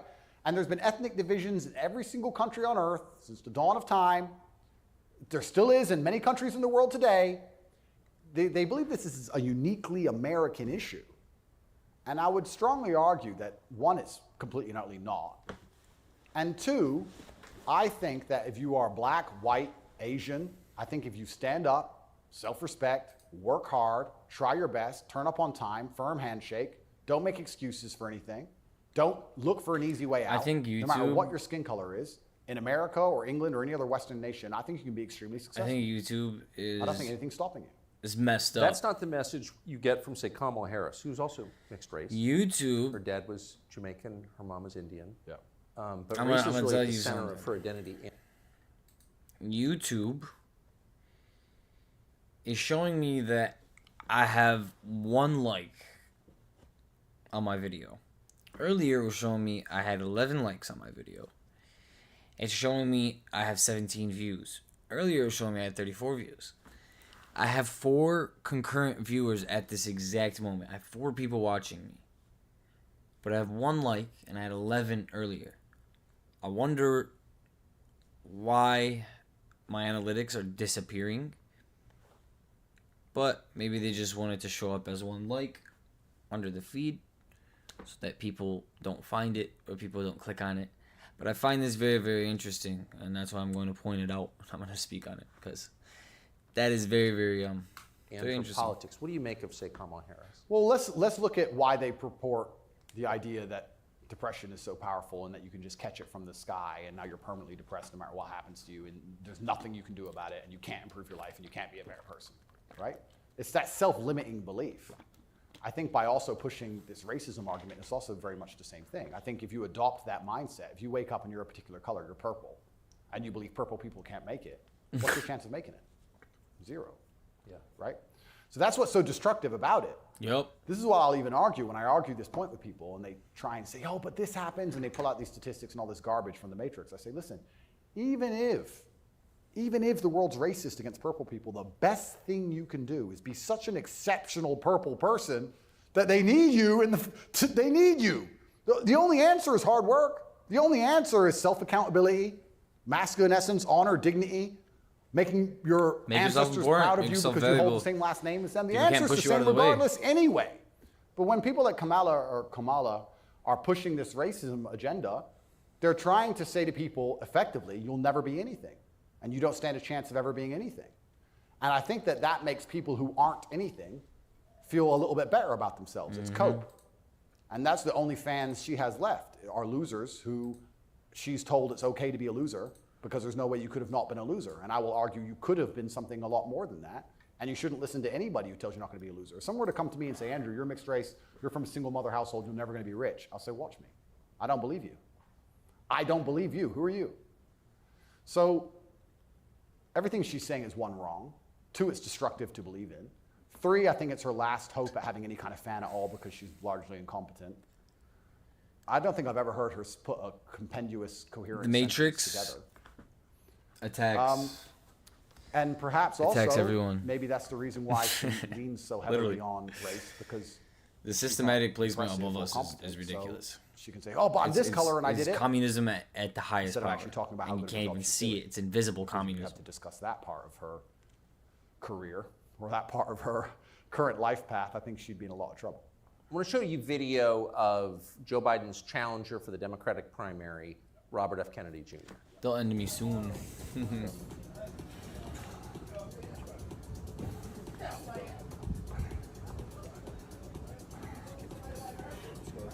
Six. Run it. Let's go. Up. What do you think of him? I think a strong body is a strong mind. I don't think there's anything wrong with a man exercising up until the age he dies. Why wouldn't he? I think that the bottom line of masculinity since the dawn of human time has been a propensity and a capability for violence. I think that's what makes a man a man. I don't see any possible negative connotation with being in good physical shape. I think that's a fantastic way to show discipline, which is very important in any man who's important, especially a world leader. In fact, I love the idea of an elected world leader being in fantastic physical shape.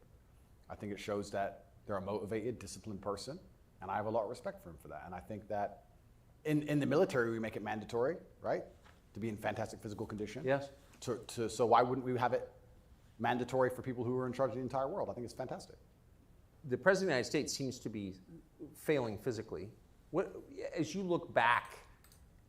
So he's saying for like the military, it's very important to be in physical shape and go through training to be a police officer, to be in positions of power and protecting and leading. You need to be strong and physically able and physically aware and educated.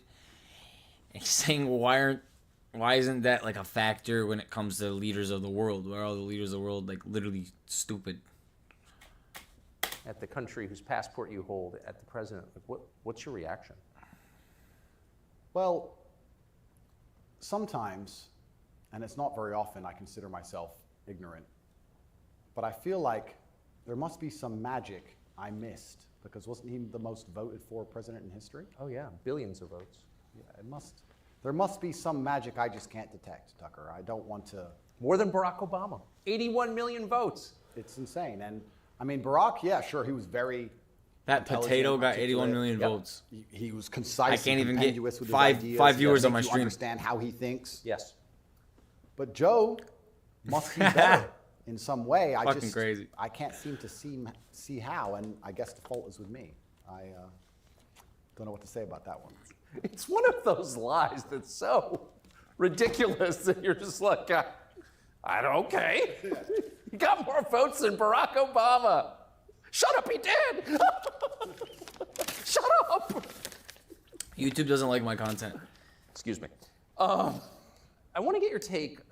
This is sort of small ball. I'm gonna but keep pushing it. I think tells you something about a larger trend. in the pushing United it, States. pushing This it, is a pushing it against state senator from the state of Wisconsin. Whatever happens, In a happens. public hearing recently, saying in a discussion on a crime bill, "Fuck the suburbs."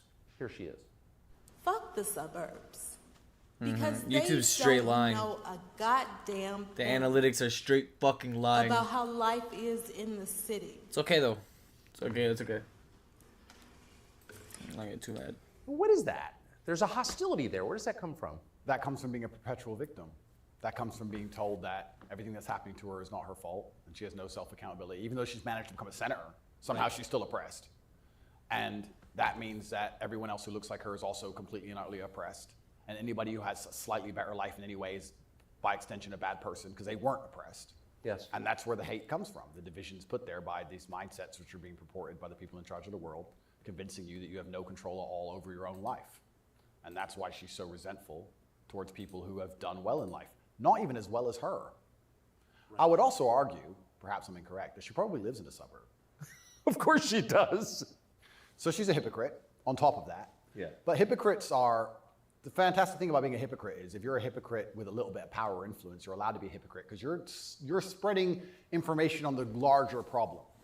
In fact, this is actually interesting. One of my funnest things, I'm going to announce this here on your show for everyone to know, this is a world exclusive. I want to become a climate change activist. Because when I was younger, people would say, what do you want to be when you grow up? Do you want to be a fireman? Do you want to be Batman, etc.? He says, I want everyone to know that I want to be a climate change activist. He goes, when I was younger, I told people I wanted to be an astronaut, I want to be Batman. Wasn't sure what, when I was world exclusive, I want to become I'm going to announce this here on your show for everyone to know, this is a world exclusive. I want to become a climate change activist. Because when I was younger, people would say, what do you want to be when you grow up? Do you want to be a fireman? Do you want to be Batman, et cetera? And I wasn't sure what would really make me happy. But now I'm ultra wealthy and I fly around on private jets all the time. I think that now is the time for me to become one of those hypocritical climate change activists. 100%. It's going to be super fun. Well, as your carbon footprint grows, your concern about carbon footprints grows. Absolutely.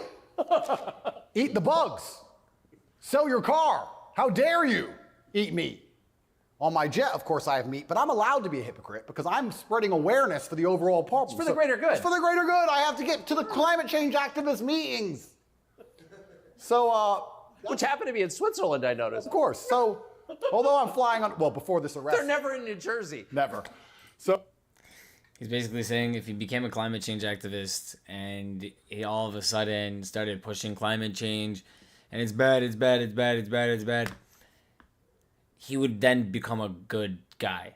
But he flies around on private jets and he basically he's a billionaire, so it's not like he cares about the environment because he's a billionaire and he has to get things done anyways. So the people who are pushing climate change on you don't actually care about climate change because they're the leading distributors of climate change. They're billionaires. They're the billionaires. The same people that own the industries that you're fighting, the same people that own like, let's say the oil industry, right? Own the climate change my mistake. They own the people like the oil industries would own the donation centers for like climate change, and basically you would think you were funding to get rid of climate change, but in essence you wouldn't be funding to get rid of climate change. You would be funding the oil companies. It's a complete wash. What do you think? Some poor person or some average person went and created these climate change things and marketed it with the billions of dollars to push it out in the world and influence people? No, billion-dollar corporations took that message, pushed it out to the world, and they're the ones that are profiting from it, and they're the ones that are still destroying the world. You guys think that you're fighting climate change or you're funding the climate change, but you're really not. And that's what I was trying to say. Sorry for whatever the fuck I was just doing.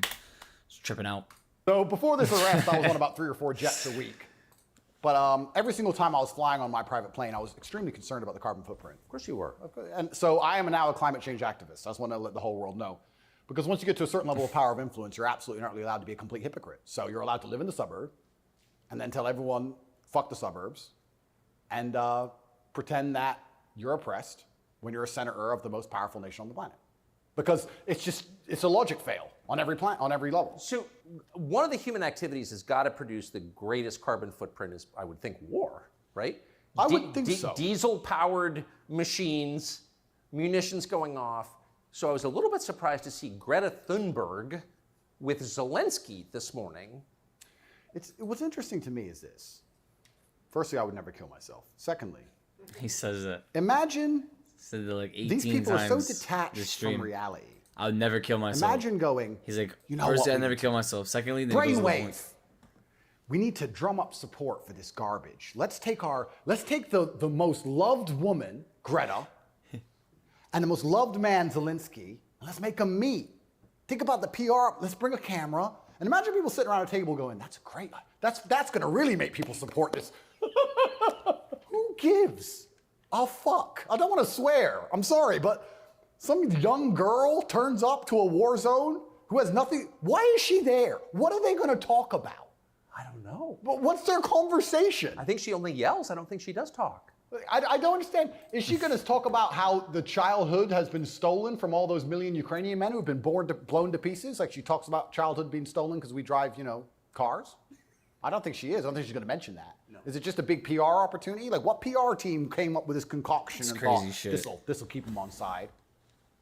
It's mind-bending to me who even thought this was a good idea. It's crazy. But of course somebody did. Somebody thought it was a fantastic idea. He's talking about the leading climate change activists and what they're Have you ever pushing met and Greta who they Thunberg? are. If you don't know who No, Greta me and her Thunberg have is, had just some internet Google arguments. Greta Thunberg. I think he went to prison for it, right? Yeah, correct. Maybe Which is they're amazing because I'm a climate change activist. So I'm on her team. I was in Sweden during COVID.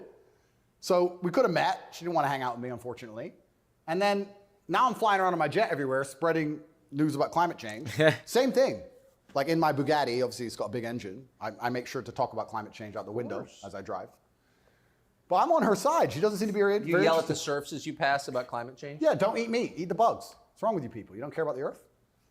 Like, if you don't start caring about climate change, all those politicians with beachfront property are going to lose their houses. Yes. And they're very concerned about climate change, which is why they bought their houses on the beachfront, so they can be the first to let you know it's coming.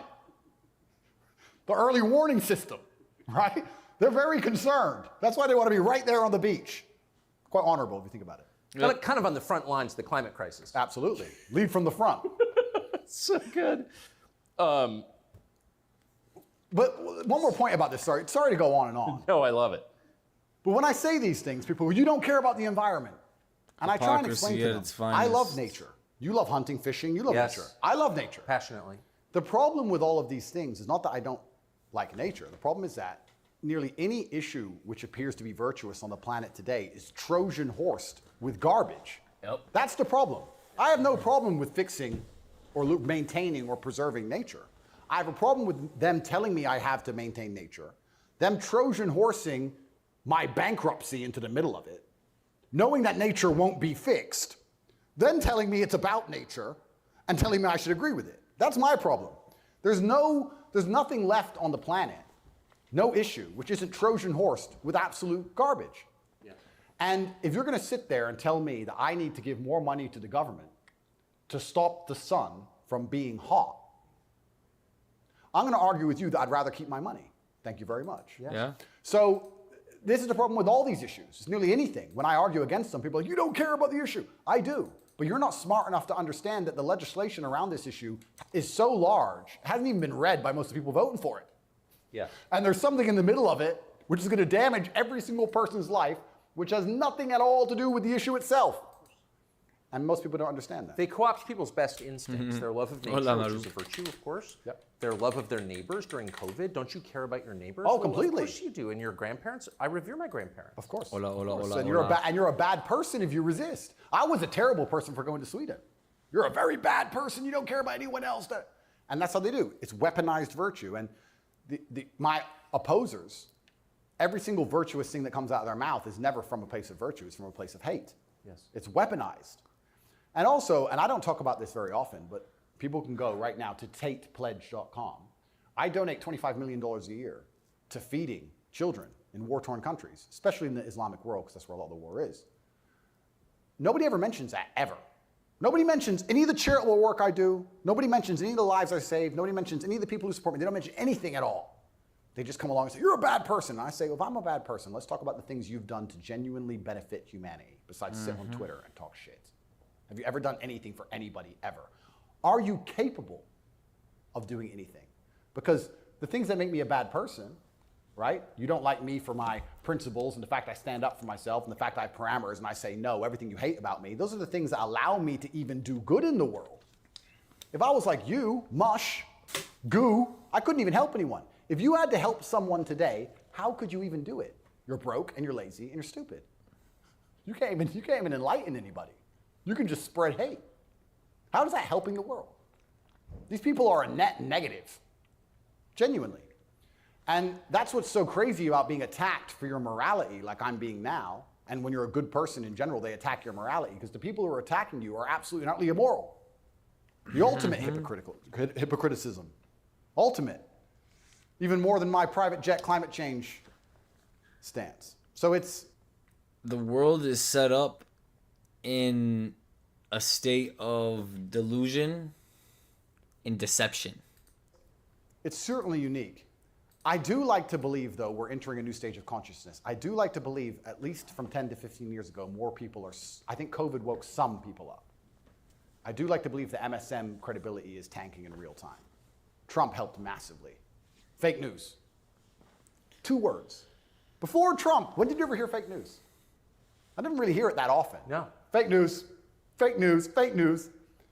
And he did a fantastic job of that, and he's starting to wake people up. So I'd like to believe there's a degree of us winning, but I just want to make it very clear to the people who attack me and the people who attack anybody who stands up for what they believe in, a lot of their virtue signaling is just hate peddling. He's saying he thinks more people are waking up to the fact that society's being basically hypnotized and controlled by a lot of fake news and fake controversy and bullshit, because a lot of people are coming out and proving it, like him, like Donald Trump, like they're they're coming out and they're really challenging what's coming out about them, and they're right. And when they They're can't bringing the call facts. you unsuccessful and they can't call you stupid, they Yep. have to find a way to hurt you, and the only way they can do that is to say you're a bad person. I've noticed. Try to say you're a bad Yes, person. yes, I Just have. the bad guy. So Stay away from him. here's Joe Biden And keep saying it. Keep saying it. expressing Keep saying his it. Reinforcement, concern and you're a bad about guy. how Putin is doing in the war in Iraq. Interesting. It's hard to tell, but he's clearly losing the war in Iraq. He's losing the war at home. And he has become a bit of a pariah around the world. Do you think Putin is losing the war in Iraq? I don't think he's losing the war in Iraq. I don't think he's fighting a war in Iraq. Okay. He also said he's losing the war at home. I don't think he's fighting in Russia, and I'm also not sure he's losing. So it's a pretty interesting statement on many levels. It's scary. You know, it's a joke, but it's scary. Because I would never kill myself, but I think the reason he was put into office is because he's incompetent. Yes. Because that makes him easy to control and influence. That's what's most scary. It's Yes. because that makes him easy to control and influence. That's what's most scary. It's not scary that he, Yes. because that make.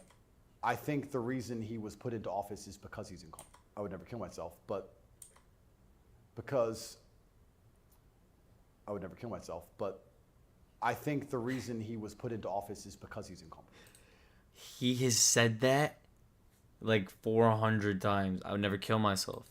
It's funny because he That makes slips him it easy to in like control and so influence. That's what's most casually. scary. It's not scary that he's become incompetent in office. It's that they looked at him and goes, "That's who we need. That guy." That's He wants what's the world to know scary if he, to me. Does it if he surprise dies, you the weakest president is also the he most never killed destructive? himself. Weak men are always destructive because hurt people hurt people. Yeah. I don't know. I heard someone said that to me a long time ago. Hurt people hurt people. They were talking about a relationship, and I said that's true. If your heart's been broken, you're probably going to be a bit of an asshole and break someone's heart. Hurt people hurt people. And then I thought, well, if you're a weak man and you're going through life and you don't have the strength and resilience to resist the trials and tribulations of being a man, and you're constantly hurt by everything, and you're constantly upset and depressed and sad because you're weak, how could you possibly do good? Hurt people, right? To do good, you have to be a good person to begin with, and to be a good person, you're virtuous, and you've gone through a lot of things that made you strong. This is what's mind-bending to me, that the idea that strong men are somehow bad. And it's the ultimate hypocrisy, because as soon as something happens, especially physically, as soon as a liberal is attacked, they call the police. Defund the police! Call the police. Don't be masculine. Police officer, they want a big, strong man with a gun. Guns are bad. They want him to have one, right? So the ultimate hypocrisy on every level is absolutely and utterly insane. guns, And the base give the realities police of guns, humanity, the absolute defund base the reality, police, call strength the in men is police. respected and wanted. And Hypocrisy. I think that the closer Hypocrisy you is get everywhere. to unfortunate circumstance, the closer you get to reality. They go hand in hand. And then everyone's looking for the strong man. So strong men should always lead, I believe. And for a longest period of human time, that's how society functioned. The strongest men led. But in the Western world now, that doesn't seem to be the case anymore. And weak men are emotionally led. They're not particularly stoic. They're impulsive. And I would say that the most heinous acts, perhaps, that happen in modern society today are purported and committed by weak men. I don't think a school shooter is a strong man. I think it's a weak man. I think it's a man who's been picked on, got butt hurt, is upset, girls don't like him, never learned any emotional control. He's the kind of person who does exactly what the TV tells him to do. Act out your feelings, cry when you want to cry. Well, now he's angry, so now what? You told him to act out his feelings. What do you expect him to do? I think that weak men do the worst things. I think weak men hurt women. I think weak men rob stores because they don't want to wake up and work hard and go to work and do it the honorable way. It's a weak man who goes and steals. It's a weak man who beats the shit out of a girl. It's a weak man at school who shoots up a school. This is all weak men stuff. And society as a whole is telling men to be weaker and weaker, saying it's somehow the solution to everything because being a man is toxically masculine. Being a strong man is bad. It's toxically masculine. To be a good man, you have to be a very weak one. Well, look at the most heinous acts that are committed in society. Show me a strong, honorable, virtuous man of principle who's doing any of this stuff. So weak men commit the atrocities in this world. Absolutely they do. And it's weak men who also attack anybody of virtue. Basically saying a weak man is a man that cannot control his emotions. A weak man is a man that is acceptant and tolerant of anything. A weak man is a man who does not stand for something. A weak man is a man who doesn't have value. And he has no shame. So, yeah, they're dangerous because they act on emotion. And like he's saying, a weak man is someone who is going to shoot up a school or to be a rapist because they can't control themselves. They can't control their emotion. And yeah. Because I think when you're weak, you're intrinsically unhappy. I don't think as a man you can be happy if you're weak. I think happiness and strength go hand in hand. Yes. I think that's how we're supposed to be, right? Even strength of mind, strength of conviction, strength of something. If you're weak, you're going to be miserable. So I do find satisfaction in the fact that most of the men who truly dislike me are miserable and weak. And also, like I said earlier about women being gatekeepers, women are fantastic. Women are they're like a barometer for society. I would say you can measure the strength of a society or the virtue of a society or how decayed a society is largely by the actions of many women. I'd like to argue that point. I can argue that point in many different ways. But women really want their man to be strong. Of course. They will punish you for being weak. And I'm not saying you can never cry to your woman. I'm not saying you can never open up to your woman. But there's going to become a time where she expects you to just be capable. There's a problem. And even if you don't know how to fix it, your job as a man is to say, I'll handle it. Even if you have no money and no hope.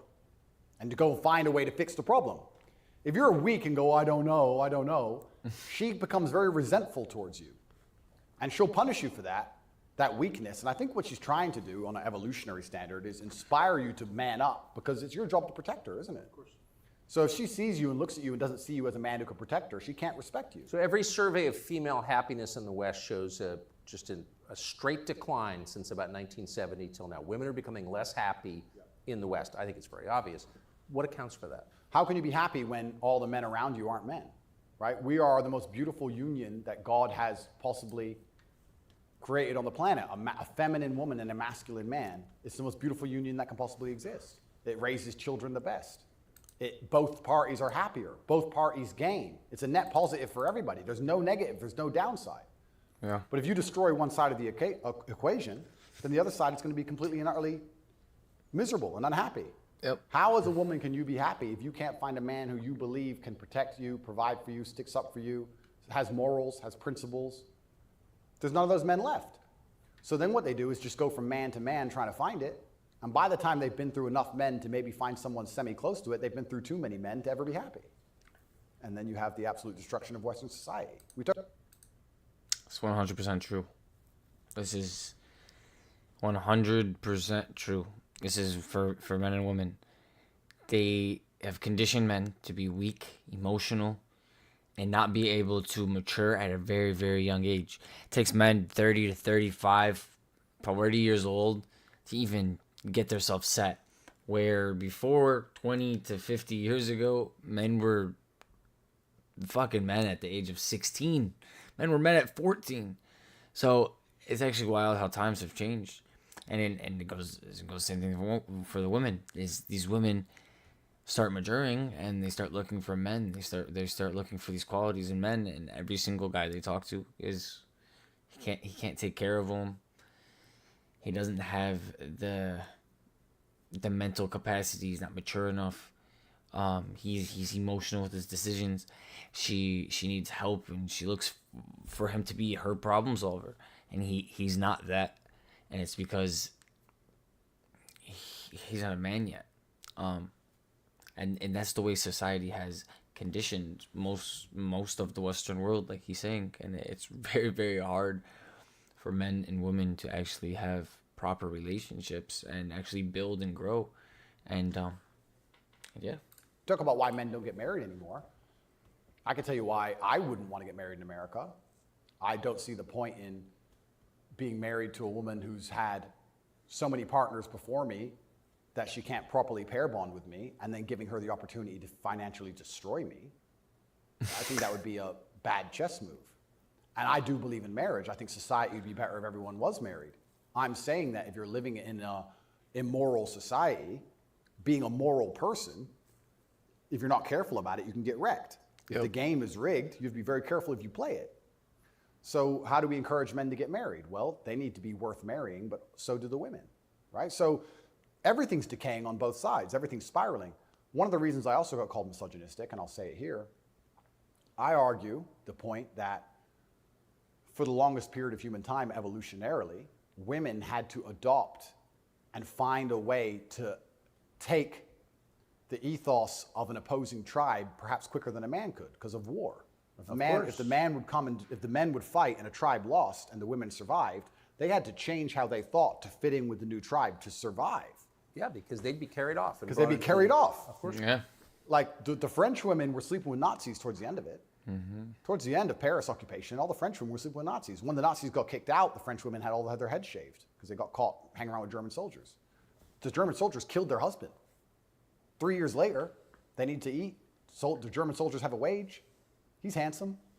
It's amazing how quickly they can adapt. And that's for their own survival. That's fantastic. But then if you extrapolate that out and you understand that to be true, then you also understand that women are more susceptible to programming to a degree. I got called misogynistic by saying that if you sit 100 men and 100 women down in front of propaganda, I believe that women are more likely to believe a lot of that. I think a lot of liberals are female. They're more emotional. And it's easier to convince them of something if you use an emotionally led argument, right? Yep. So if by extension you now have women who are I mean, like, emotionally yeah, led, women are who easier being convinced. Their logic is failing because they're being tricked with an emotionally led argument, and the man they're more meeting gullible. has no principle and no honor, and he can't resist that. Trick She's them in into charge of something. the house. Well, now she's telling the man what to do, right? If I would have come home during COVID and my woman said, "You need to wear a mask," I'd say, "No, I don't." End of conversation. Where if I was a simp, "You need to wear a mask." "Okay, baby." "Don't." "All right." So the women are also largely in charge of the psyop because the men are so desperate to get any kind of connection with a real person and avoid the porn screen. And then these women are being controlled by the mass media as a whole. I say this to I fucking have children. sucks, I don't talk man. about it often. But I Sucks. say to the mothers of my children, I say, look, either we program their minds or society does. Who do you believe in? Everyone is being programmed by somebody and something. Yep. Me, you, everybody. We're all programmed by someone to sit and think you're above. So you're saying everyone's programmed by something, and he's 100% correct. You're influenced by something. You're taking something from somewhere, and you're influenced by it. If that is God, if that is the devil, if that is your favorite artist, if that's your father, if that's your mother, whatever that is, he's saying that you're influenced by those things. Of programming is incorrect. What you have to do is sit and say, does the person who's programming genuinely have my best interests at heart? What do they want me to believe? Why do they want me to believe it? So yeah, you're gonna get programmed, but get programmed by the right thing, right? So are you gonna get programmed by God? Are you gonna get programmed by your parents? Are you gonna get programmed by your friends at school? Are you gonna get programmed by the mass media? Are you gonna get programmed by your favorite artist? So that's what he's saying. What happens if I believe what they want me to believe? Where does this lead? That's all we can do. We're all programmed. We're all the sum of the 5 people we spend the most time with. Right. Yep. Right? So if you have women with no father, no strong become each other. masculine influence, who's programming them? The Kardashians and the news? The internet? Kardashians Porn are stars? programming. Porn stars. What kind of woman's that going to be? Yep. And then if a man finally ends up with her and he has no backbone, what kind of man is he going to be? I don't want to comment on these things because I don't want to make personal enemies of people I don't know. There's a guy called Adam22. Once again, I have no idea who this man is. I just saw on Twitter yesterday Yeah, it's fucking wild. that he was Adam with a porn 22. star who'd never done a male scene. They got married, and like a week after their marriage, she did her first male scene with some random dude. And he's on a podcast defending it. But his wife had sex with somebody else? Correct. Why? Like, this Yeah, is like, the level. why would you could- get married this- and then but your this is what wife the goes and Matrix fucks wants some from other you. dude on camera? They want the and woman in then charge she- and the man you below go with no defend it. backbone. Because if the woman's in charge, they can emotionally You're, like, affect okay her, with and it? scare her. You can In scare public. a woman easier than you can scare a man. You know A what you're man. doing to people's fucking A real brains, man's bro? hard to scare. A woman you can make afraid of the vaccine, right? Be afraid. COVID. Be scared. If she's in charge of the household, I would argue in nearly any household where the female was dominant, everyone's vaccinated. I would argue that point hard. Of course. Maybe I'm wrong, but I would argue it. I don't have the statistics. It's just logic to me. So talk about women being unhappy. What's actually interesting about the female mind, once again, they're going to call me misogynist, is that when you're an emotionally led person, you're more prone to chaos. It takes real stoicism to lead. So why are these women unhappy? Because no one's leading them. No fathers, no men of no backbone, no man they respect. So they're relying on society, which is promoting chaos, and their own mental state. Women will say all the time, my period was coming up, so I was crazy. Like, they'll say that themselves. So without any kind of hard rock of emotional security, to give her a hug and say, don't worry, baby, calm down, it's okay.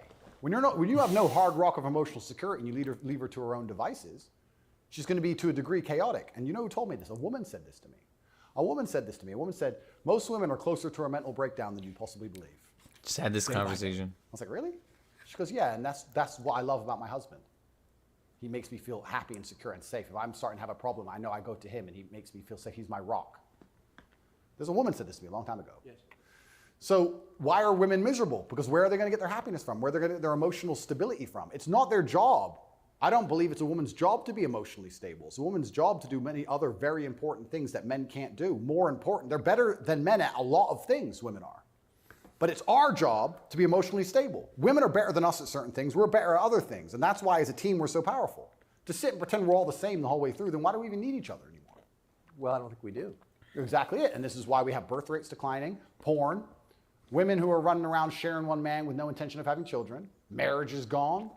Like, where do we think this is going to end? And what's interesting about Well, it ends with the training thing, right? Well, yeah, that's the ultimate. No, I'm serious though. Is it? I mean, if there's no, scrambling the idea of the gender binary of sex differences, like that is kind of the end point, isn't it? Well, the end point is, yeah, men are the same as women, so it doesn't even matter. Right. I can be a woman today, be a man tomorrow. He was saying that it's very, very, very, very, very important for women to have strong, important men in their life.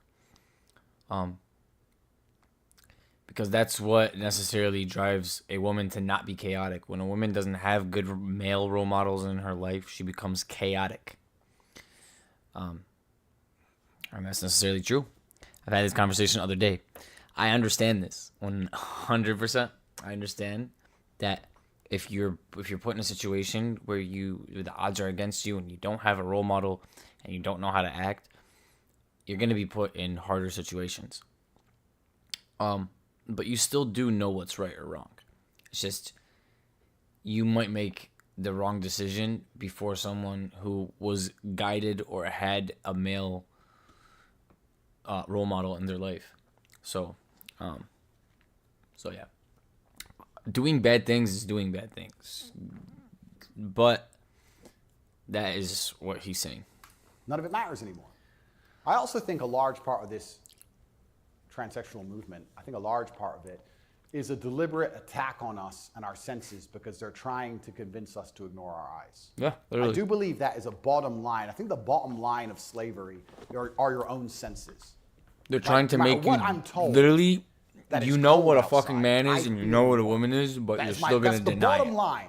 They want you to So literally once they not can use your convince you that eyes, not use your senses are brain. wrong, well, then you're completely open for the slave program. True.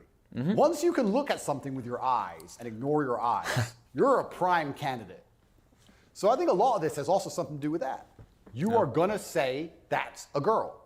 That's what you are going to say because you have to. And if you say it long enough, you'll think it. You'll believe it. And if you won't, your children will. Yep. Because we'll tell them. So eventually, you're going to say it. Yep. And then it becomes true. Then you ignore your eyes. Now you'll believe anything, right? Till the next thing comes along. Now you'll believe all the people on the jets telling you about climate change. It's all an attack on the senses. 100%. This is America's most famous admiral. You know, it's such an important issue for our youth and adults. As you said, some of these laws are actually extending into adulthood. You know, we often say that gender-affirming care is health care, gender-affirming care is mental health care, and gender-affirming care is literally suicide prevention care. Would that be your view as well? I 100% agree. It's genuinely, I want to actually genuinely give my heartfelt condolences to any young person who falls for this crap, because you're going to be so miserable for the rest of your life. If you chop off your genitals, take a whole bunch of chemicals as a teenager, you are going to be miserable for the rest of your life. Yes. You're never going to be the person you want to be. You're never going to be accepted as that person. You're never going to feel happy inside. If you fall for this, I genuinely feel sorry for you. Don't chop That's the off your first thing I'm gonna penis. say.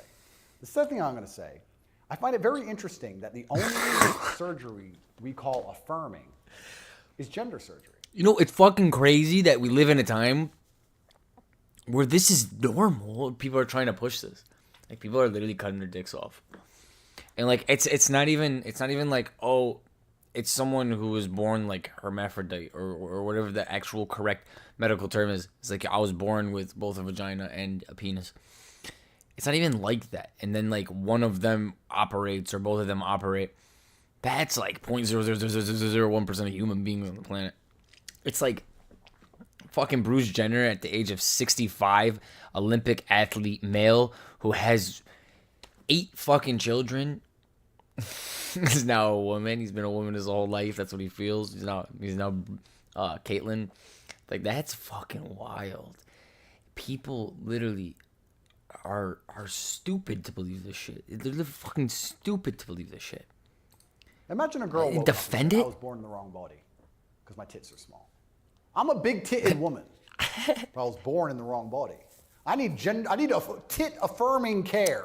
I need to affirm my true body shape. Because otherwise, I have a mental health problem. No, it's plastic. It looks good, perhaps, whatever. But we would never say she was born in the wrong body and we had to affirm her genuine body experience. Her triple Ds. Yeah, her triple Ds had to be affirmed.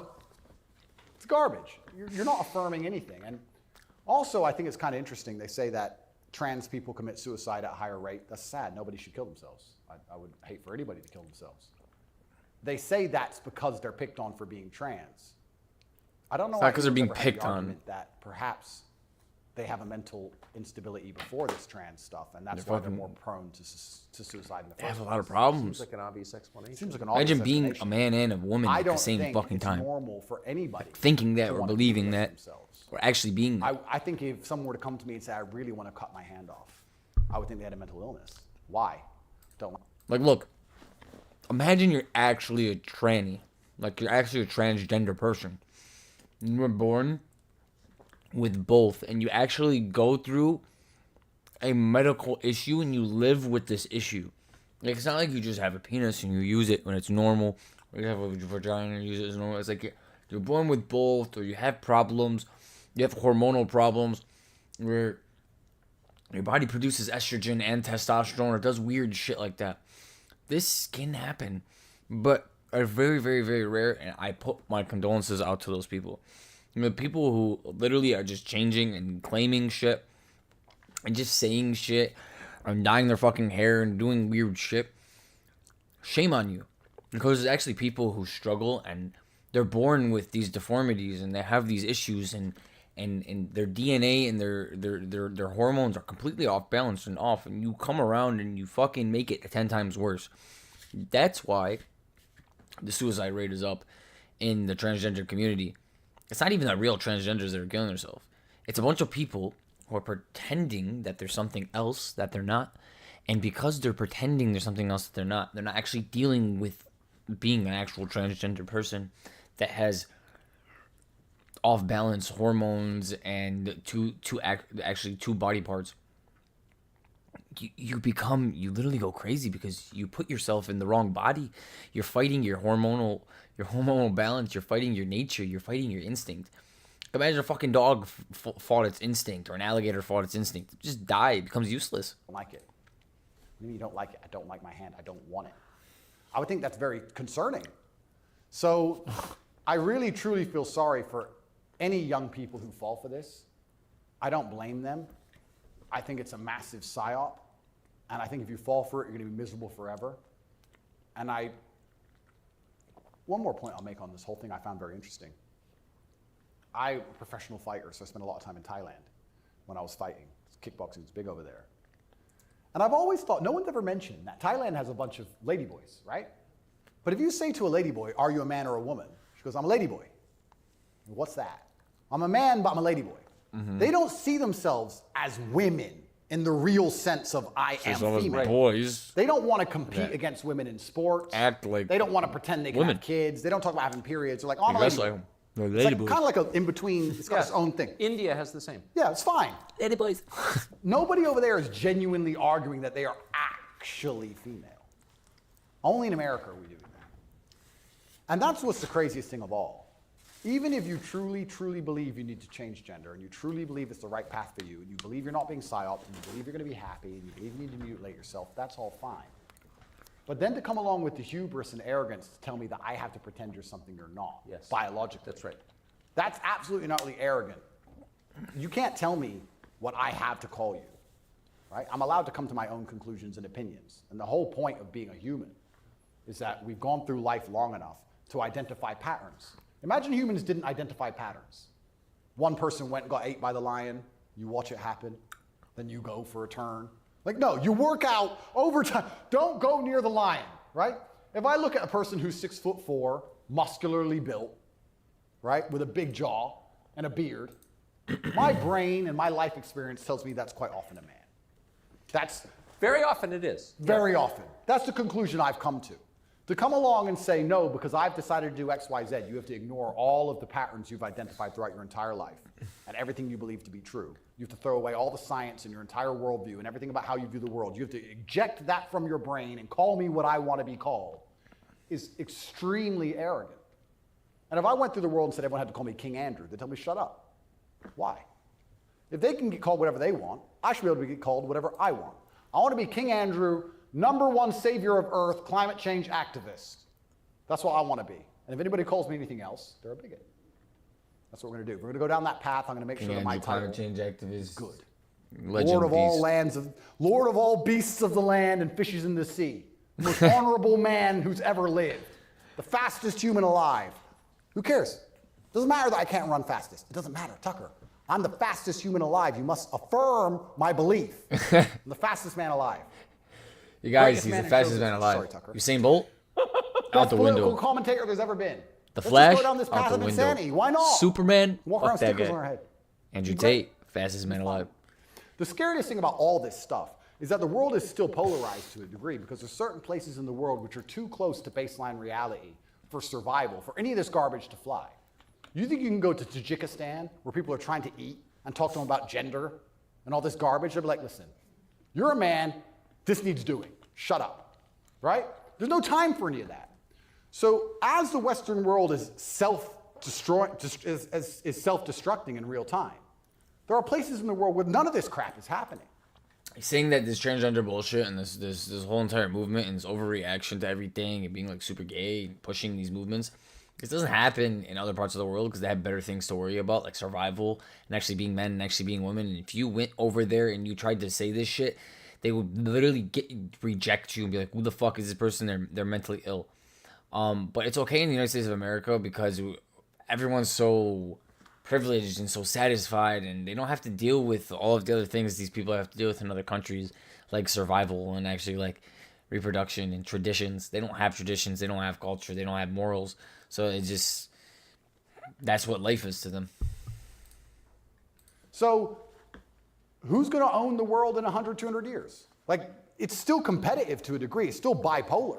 There's two sides to the world. I think that when men are men and women are women and we stop arguing about dumb shit, that society overall is more competitive. I don't know how America's going to maintain its influence over the entire planet when it's doing all this garbage. How long can this possibly last? Not long. Not long. It's like the fall of Rome. The fall of Rome, everything became decadent, endless sex and orgies.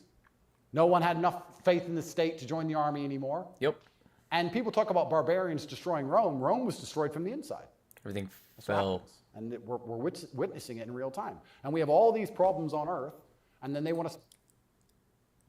I'm gonna let you guys know this right now. The leaders of the Roman Empire are the leaders of the United States and the UK today. That's all I want to say. spend millions and millions of dollars on an investigation to prove that I'm a human trafficker for TikTok. It's clown world. It's nothing even makes sense anymore. This is a video from a recent Pride March in New York. We live in a fake world, Here's yep. a view of it.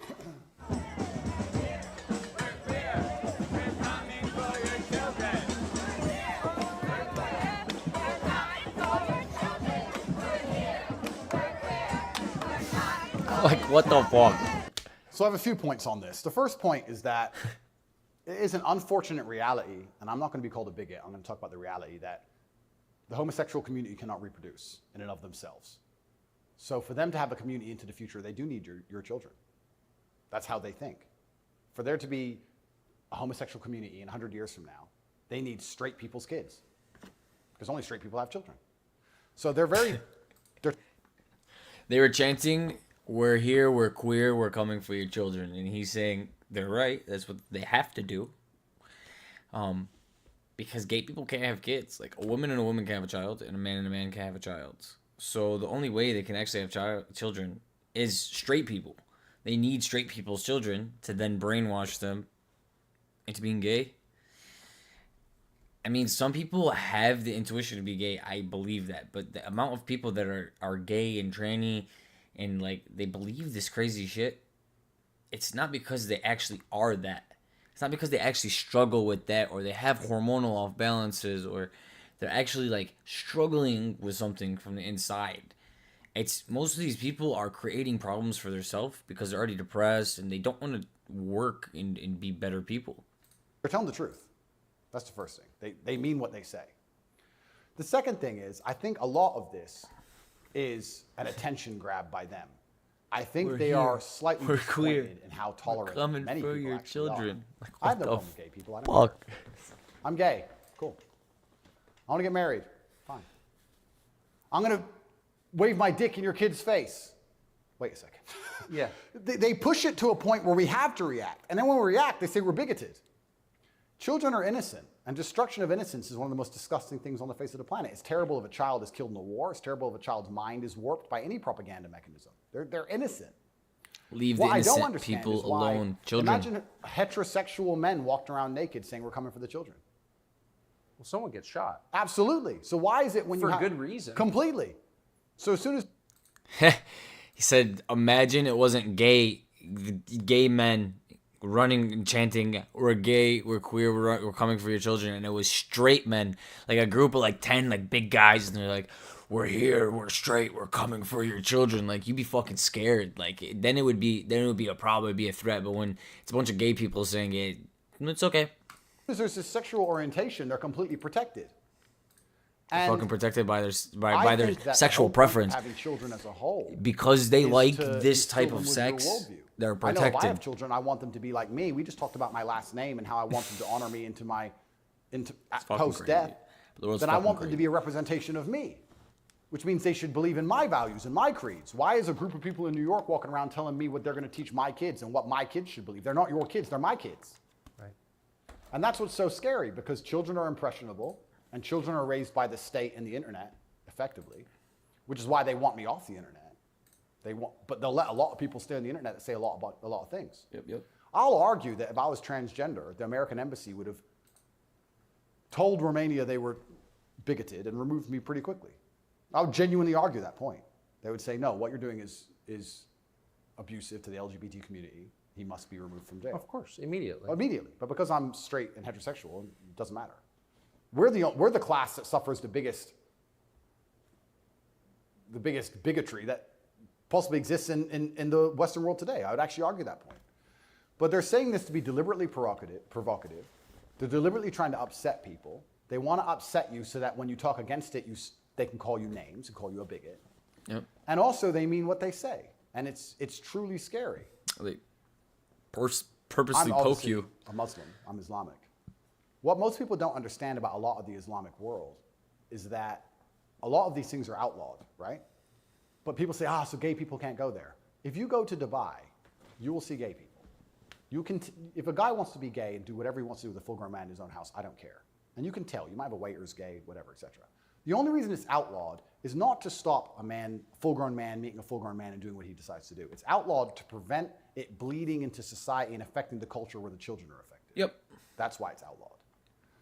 And I'm not saying it should be outlawed in America, but what I'm saying is if you're not going to protect the innocence of children from any ideology, and if the ideology is deliberately targeting children because children are more impressionable and more capable of believing in things which simply aren't true, perhaps a man looking like a woman or vice versa, then that is a dangerous ideology that should be very closely examined. Well, if you're not going to protect children, or if you're going to encourage women to fight your wars, why have a society in the first place? Well, this is another Isn't thing. the whole point of society to protect women and You children? know what's really interesting? I Yep. argued this point once. They were talking about how the West is a patriarchy and it's so terrible to be a woman in the West. And I'm like, well, where's better to be a woman then? Please tell me. Pick another country besides America where you'd rather be a woman.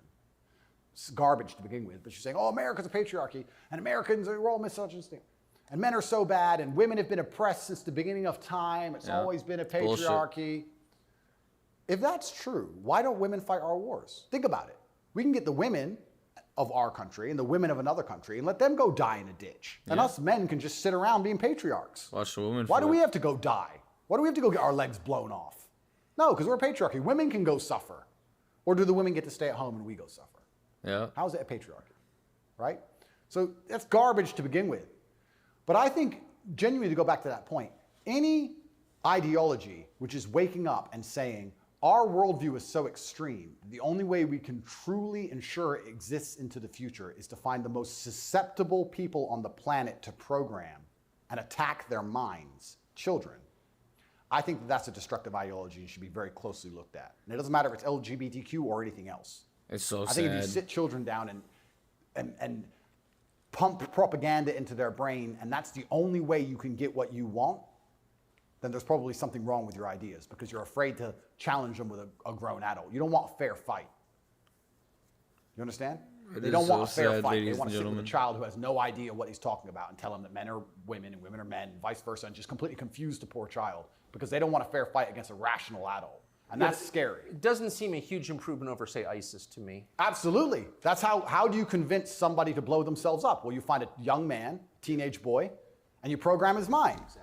And it's exactly the same thing. They don't try and convince an older man to blow himself up because he's going to sit there and go, well, why don't you blow yourself up? Yep, exactly. And then there's an argument. You go and find a young, susceptible person, right? And that's what's so scary about all of it. They're going to listen to you. And it's also kind of funny that like this whole LGBTQ thing is also linked to the patriarchy, also linked to all this other garbage and all these other false narratives and false ideas. And it's these people who are attacking me saying I'm dangerous for women because I'm a misogynist. It's like Apple You're iPhone's dangerous how it's for women marketed. For pretending men are women. You're more dangerous for women than I am. I'm saying a man's a man's, a woman's a woman. You're saying that if I put a wig on, I could go punch women in the face in the boxing ring. Who's dangerous for women? It's insanity. And again, they have no virtue at all. They just weaponize garbage and attack you with it. But I do think that children have to at least be the bottom line for society. That's the future. And if you have children at home, you're raising them. I don't understand. And if you struggle to feed them, the government doesn't care. People literally want to push things on children. It's fucking You deal with disgusting. all of the stress and all the worry One of day, them being out late at night, the and day of all the judgment will come. responsibility When the of day of taking care of judgment them, comes, and you went through hell for them to exist. God you will don't owe their question you minds on to every anybody single else. action, You every don't owe single it. sin. So there has to be a point where you stand up and say, "No, I raised this child. It's my child, not That's yours." my child. It's not And that yours." day, Absolutely. What do you make of Julian Assange? good luck. I think that it's crazy. It's the number one way to shut up the BBC, that's for sure. To mention him. Say, oh, you're a journalist. You care about journalism, do you? You care about a fair and independent story. Why is Assange in Belmarsh? Very interesting. What do they say? They don't answer. They try and change subject. They always do. I did it. I stole it from the Azerbaijani president. He started it. I saw that. Yeah, it's great. Do you know him? I don't know him, but I've seen enough of his interviews to like him. Me too. Yeah, I like him. And this is what I'm saying about the world. There's so many places in the world where they still live very firmly in the real world. All of this garbage is just the result of the very simple, easy lives that we have. Inside the movie The Matrix, which I recommend you watch, the agents say, we tried to create a utopia for the human mind so that your mind is in a utopian state and your body can just be used. But the human mind rejects utopia.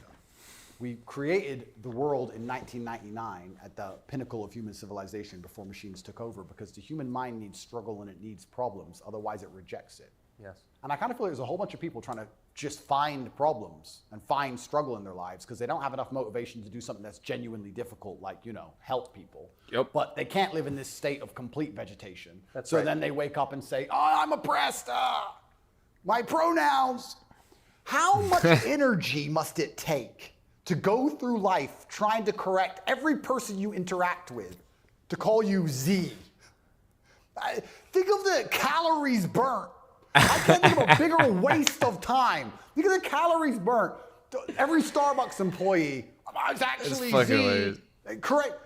You are a moron. He's right. And you are just wasting so much energy. You Like could put that towards how are you something really gonna beneficial. convince every single person You you're could talking to volunteer. that your pronouns are You Z, could go to them, the or, gym. There's so or much whatever more this you could is? do Like, with walk- and instead then of you're gonna walking get around talking about offended Z, by you it. sound It's like a like dumbass. you're not gonna be able to change But society. they're just finding struggle like- because they don't have any actual important struggle in their You're lives. just making it harder for yourself, And not that's anyone why it else. only exists in the decadent West. Do you think the coming famine will change that? No Z-Zems. Absolutely. I would argue that when the famine comes, I think all these feminists will look for a strong man of resource who is stoic, who has a good network, who's Yep. capable and important and respected.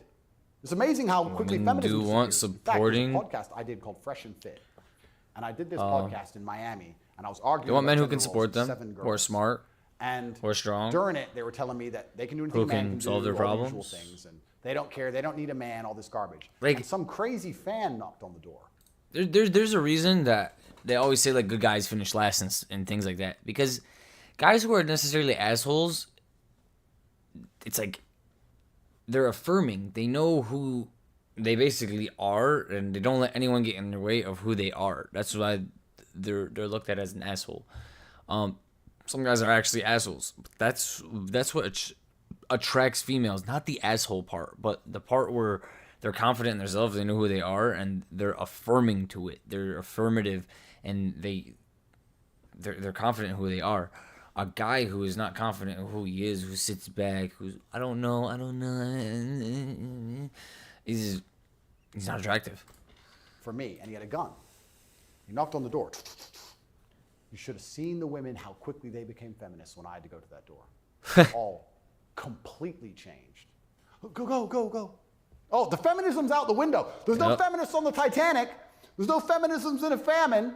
There's no feminists at war. Where's the feminists? Go to war, right?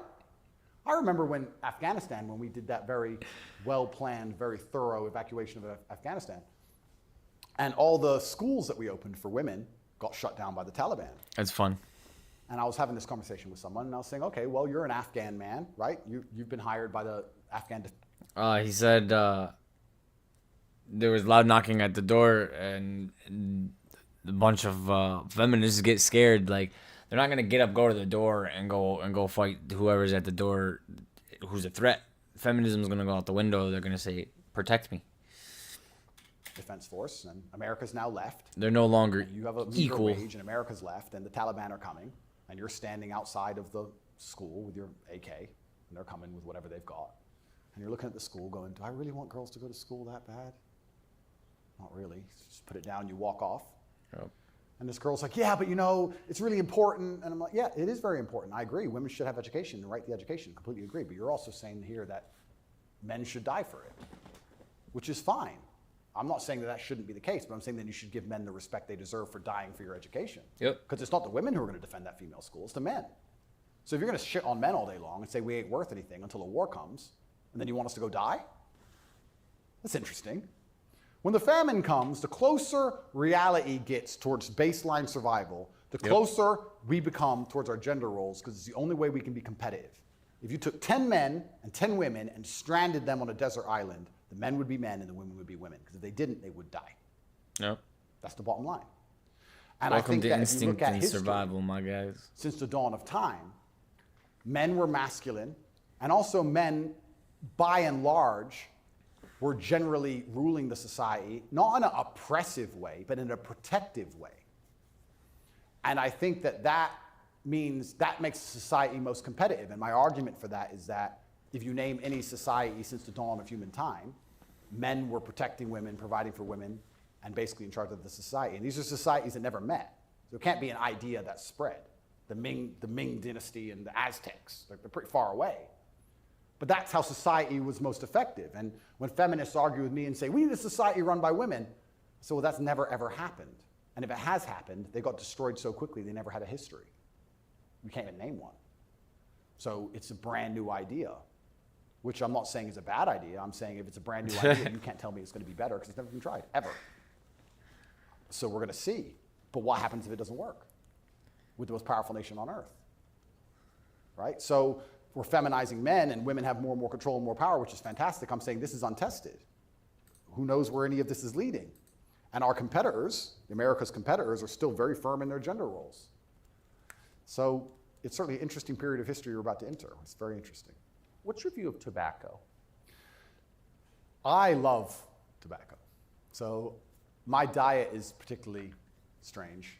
Because I love tobacco. I live on I do caffeine too. and nicotine. So I eat once a Not day. good. I eat dinner only. 80% of my calories come from meat. I have 10 cups of coffee a day and 3 or 4 large cigars. So I like 10 caffeine. fucking cups of Yeah, it makes me coffee a feel good. day. Makes me feel like my blood's on fire. a little bit. 10 Caffeine, cups of nicotine, I think, are coffee, fantastic. bro? But you're a health guy, obviously. I'm Your a health liver guy, but, is what? Smoking is fantastic for your testosterone level, and I think that's important in a man. I think that's also important in the resistance of slavery as Is a it whole. really, you can feel it? Oh, 100%. And I'm not saying that Smoking smoking's boosts your healthy. I'm not saying testosterone that, level? 'cause I also train Is that why I'm a exceptionally hard every raging single day, and when I was fucking professionally fanatic? fighting, I didn't smoke. But I think in general, testosterone level is a fantastic way to measure your overall health as a man. But nicotine has a positive correlation to testosterone Absolutely, it's been levels. proven. Yep, it's been proven repeatedly. So that's why I love nicotine so much. And then caffeine, I love to have Nicotine that boosts little bit testosterone. of, not jitter, but I like to feel energetic and I like to be hungry. My optimal state is hungry, but energetic. That's how I get the most done. I don't like eating. If I eat, I feel full, I feel lethargic. I like to, Totally. Yeah, I like to be hungry and 1% irritable from my 5th coffee and a bunch of nicotine inside of me. That's how I like to perform. So yeah, I think it's a good thing. And It's interesting how focused the people in charge are on nicotine. Yeah. As fentanyl becomes really common. Yeah. 100,000 people die a year from it. Yeah. Nobody notices, but they're still trying to shut down not just tobacco, but non-tobacco nicotine devices. yep, Why? that's a really good point. We could argue it's down to testosterone level. I don't know if you ever saw the study which linked people's testosterone level to their ability and capability to disagree with something. So they did a study which is pretty self-explanatory. The higher your testosterone level, the more likely you are to disagree with a point. And the reason for that is because, especially in older times, if you're going to disagree with something, you had to fight over it. Yeah. If you're going to say no to somebody or some tribe or some person, there's a high chance that you're going to have to fight that person. You have to defend your idea. If you don't have the propensity or the capability to defend your idea, then why would you go against the ideas of the people who are stronger than you? So reducing testosterone levels make men more compliant and more complacent because we're less likely to say no because we can't defend what we think. Why would we say you're wrong, but we can't do anything about it? We might as well say, well, then you're right. Might makes right. Right. So reducing testosterone levels in men is something which I believe they're trying very hard to do. And if you read the studies, they're succeeding. Testosterone levels have gone off the edge, off the Yep. cliff. And perhaps that's why they attack smoking so heavily. I understand that smoking a lot of cigarettes can be very bad for you. Water bottles are probably one of the very worst things you could possibly drink.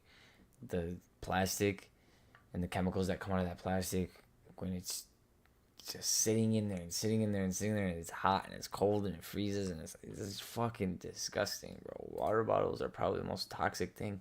They destroy testosterone and they increase estrogen. You're not supposed to have a bunch of estrogen. Gold increases estrogen like a motherfucker. You wear gold as a man, it lowers your testosterone levels and boosts your estrogen. You become more emotional. But I think everything in moderation. And I think that overall, I would rather smoke a few cigars today and maintain my testosterone level, which it's good for, than not. I think the benefits outweigh the negatives. Couldn't agree more. And my final question is about digital currency. Yep. Do you think it's inevitable, and what would its effects be? CBDCs are inevitable, and they're scary. They're super scary because it's the final absolute realm of control. I mean, they're already removing cash from society. Sound like cryptocurrency. I think they say that just because they want to be able to trace things easier, and that's certainly part of it. But I also have another theory on it. They're gonna track I everything. think if you have a $50 bill, and I give it to the barber for my haircut, and then he goes and buys groceries with it from the grocer, and the grocer goes and gets his car washed. The $50 goes from place to place, and after 20 or 30 transactions, the $50 bill belongs to somebody, and it's worth $50. Whereas if I pay by card, 1.5% goes to the bank. Mm-hmm. And then if he takes the money I've given him and pays for the groceries, 1.5% goes to the bank. Yep.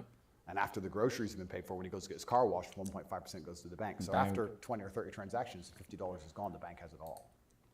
The same thing is applied to tax.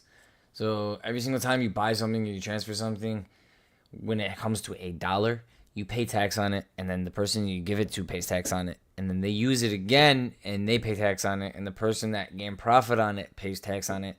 And it's a never-ending cycle of tax. But with cryptocurrency, it's peer-to-peer, and there's no middleman. And when there's no middleman, it's hard to be paying tax on something that you haven't sold out into a physical dollar or cash. So what's going to happen is they're going to push these cryptocurrencies, these stable coins from these governments, and they're going to make you convert into them. So what's going to happen is I'm going to be buying Bitcoin. I'm going to be trading it in US dollars coin. Okay, so the American government's coin. And what's going to end up happening is when I take my profits and I put it in there, they're going to tax it. When I move it and I buy something, they're going to tax it. When I touch anything, they're going to tax it. They're going to be able to trace it. I'm not going to be able to hide any of it. I'm not going to be able to get untaxed on any of it because it's all on a blockchain that they're going to be able to track. It's all going to be in people's wallets that are connected to their social security numbers and, quite frankly, just everything. You're going to have to put your KYC in. You're going to have to put your addresses, your everything. They're gonna know everything about you. They're gonna know everything you transact. Like people who go buy like a $20 weed bag, they're not gonna be able to do that shit That's why anymore. they're so desperate to get rid of cash. It's interesting. CBDCs are the next level because once the money's completely digital, then they control everything you do with it. They control where it goes, but they can also control how and when it can be spent. Imagine some terrible future dystopian society where your money arrives and they say it can only be spent on food, or it can only be spent on vegetables because you've had too much meat this week. Or you can't buy transport to a particular area because there's resistance to government oppression in that area. So your money won't work for trains right now because nobody can go down there because we don't want everyone in a large group. We want everyone at home in their pods. And they can track everywhere it goes, and they can also track how it's spent, and they can control how it's spent. They can put a time limit on it. You have an hour to spend this money.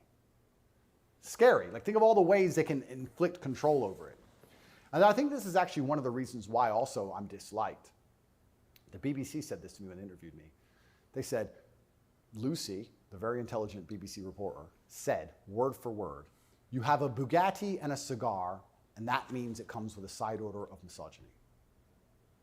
I said, how does having a Bugatti and a cigar come with a side order of misogyny? And you can order misogyny on the side? Looks like it.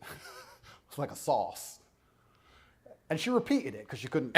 Yeah, you have a Bugatti and a cigar, and it comes with a side order of misogyny. So I was like, but They're not sending their best. yeah, I don't think they have any best, to be honest.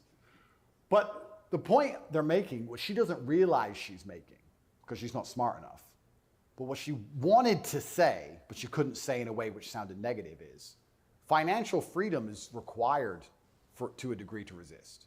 The reason I'm also disliked is because I'm financially successful. If I was broke, they wouldn't care what I say. But I inspire young men, all of my fans, to become wealthy. Oh. And you'd think that'd be fantastic for the society, right? He has millions of young men. He's teaching them to work hard. They don't want you He's teaching them wealthy. different ways money can be They made. don't want He's you teaching them to healthy. be fantastic salesmen. He's They want teaching. you He's broken. helping the society. No, because if you have a whole bunch of money, then you can sit and say, no, I don't need your wage. That's bullshit. Yep. There was a Fuck video you, very fuck recently your wage, of a fuck guy your in system. England taking I got down my all own. the English flags and putting up pride flags. And a guy screams to him and goes, bro, you're taking down the wrong flag. And he replied, I know, mate. And the point is, what can I do? I'm a flag guy. If I say no, someone else will do it. Kids got to eat. So by keeping your money enslaved, they can keep you enslaved. You got to eat. They don't want men to be financially free. If you're financially free, if you have enough money in the bank, you can one day go, you know what? I don't want your money. Even me now to this day, I've done enough and I'm successful enough that it's very hard for them to buy me. They come along, well, I would never sell my soul anyway because it's not who I am as a person. But if I was destitute, they could come along and say, Andrew, you have all this influence. We're going to change your message. You're going to say this. We're going to give you 10 million. Okay. You can't buy me. Can't buy Trump. He's rich already. He's rich. He's rich and he's 80, 70 something. You think he needs more money? He doesn't care about money. They don't like that. So being financially free in and of itself is now an act against the government, because this whole idea that they want everyone to be rich and it's fantastic for the society, I'd actually argue against that. They don't want that. They want everyone destitute, because when you're destitute, you need the government to feed you. And it's very hard to fight against the government who's feeding you. It's very hard to resist the people who give out the bread. Yeah. I think that's called something. It begins with C. What's it called? Interesting. I also heard another interesting theory from a very intelligent person one day, and it was that every government on earth, all of them, in all of their different forms, China, which says it's communist and is capitalist, and all the different in-betweens to the capitalist West, every government on earth is slowly encroaching on trying to become as controlling as powerful as possible. They all want to be as controlling as possible over their citizens. Communism is the end result of the most control a government can have, effectively, or some version of communism. But every single government on earth is slowly trying to get there bit by bit. And the only thing that resists them getting there is the populace and how much the populace will accept. He's saying that every single government on the planet is trying to basically attain communism, where they have complete control over the whole entire system. But some of them don't have as much control as others, because some of their population aren't as easy influenced as others. They don't take as much shit as others. So the United States of America is conditioning their population to basically take anything. That's dangerous. And depending on how malleable the populace is, depends on how quickly they get there. But every government wakes up. It's kind of like AI. We're literally a communist nation. We're literally one of the biggest communist nations that's ever fucking existed. If you guys cannot see it, I don't know. I don't know about it. There is no such thing as freedom of speech anymore. We're being attacked from the inside out. Our own people are attacking our own damn people. We're all divided. From Black Lives Matter to 9/11 to men and feminism and women and transgenderism and gay pride and I'm black and I'm this and I'm that. We're all divided. It's complete garbage. It's fucking bullshit. Have you ever heard the robot's going to destroy us all because they wake up and go, we don't need the humans anymore? Their end goal is just survival. If a government is the same, I'm gonna show you something bullshit about goal YouTube. is more and more control, and that's all they're trying to do every single day with every law they pass, with the climate change law. They don't care about the environment. They want more control. Of course. And the more and more You're control more they smart. get, the final end result, if you give them what they want, is absolute slavery for everybody. So you have to be very careful, because that is their ideal government. The ideal government is where everyone complies, everyone obeys, everyone's controlled, we know everything about everybody, and it's slavery. That's the only way to get that state. You're talking about the fucking Matrix and control. I'm going to show you Matrix and control. I'm going to show you the analytics on my stream, and I'm going to show you proof that they've literally taken likes and they've thrown them off of my stream so people can't see my stream. So even making money, Sure. making enough money to have an opinion is an act of rebellion. It's crazy. Andrew, Tate. Thank you very much, my friend. Amazing. Thank you. Awesome. So that was Andrew Tate and Tucker Carlson. That was an awesome interview. Very, very well done. They spoke like fucking professional human beings, and they made very, very, very good points. And yeah, both of them are pretty attacked by the world itself. But I want to show you this shit. Look at this. So YouTube is showing that I have 46 views in total on this stream. Okay? It's showing that I have 4 concurrent viewers, so 4 people are currently watching. And it's showing that I have 2 likes. But I know that I have in total at least over 11 likes, because I have 46 views. And on my iPad, I have this stream running. And this is what it shows. This is the stream, right? This is me. This is the stream. This is the same exact stream. Andrew Tate and Tucker Carlson. It says 7 likes on you see this? 7 likes. Now I'm gonna show you this shit. What does this say right here? This says 2 likes. Do you see this? I've watched on my actual stream, I've watched the analytics of my likes go down like 4 times. I have like 5 likes and then it go back to 1 like. And then I get like 4 likes and go back to 1 like. And I get like 3 likes and go back to 1 like. They're just erasing my likes. That's fucking incredible. You know what? I'm going to keep slamming myself into YouTube. And I'm going to keep slamming myself into every single... It's not weird. That's not weird. That's bullshit. Yeah, I know it says 2 likes for you. It says 2 likes for everyone. If you look up my stream right now, it's only going to say 2 likes. But guess what? More than 10 people like this stream. And I have 46 views. And I have 3 concurrent viewers. So you tell me how that even makes fucking sense. Like the video and see what happens. Like the video, it's going to go up to 3 and then it's going to disappear. Go ahead. Do you know why? Because they control what they want people to see and what they don't want people to see. They don't like specific things. They don't like when I show people how to make money. They don't like seeing things like this. They don't like seeing things like this. A lot of the answer, Hearing this man. They don't like hearing this man. This man is a threat to them, I guess. And yeah, man, they just... I don't know. It's some fucking garbage. That's all I know. That's some real garbage right there.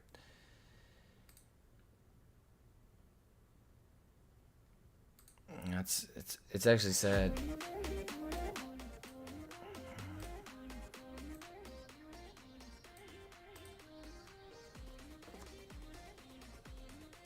So sad.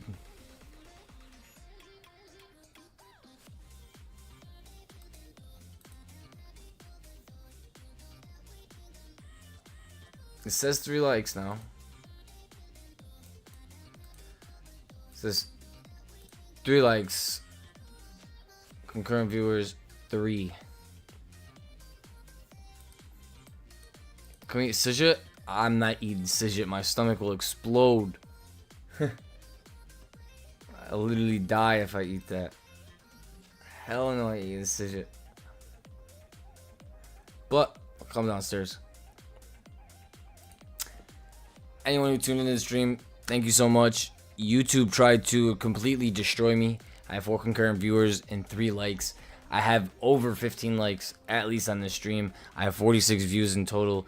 As I was getting likes, YouTube was erasing the likes off of my stream. Apparently, they don't want people to see it, and they don't want people to go ahead and click on it. But guess what, YouTube? We're going to be back at it again every single day, slamming it. And, yeah, we'll see if you can hide me. God bless. Thank anyone and everyone for coming in today. Leave a like, subscribe,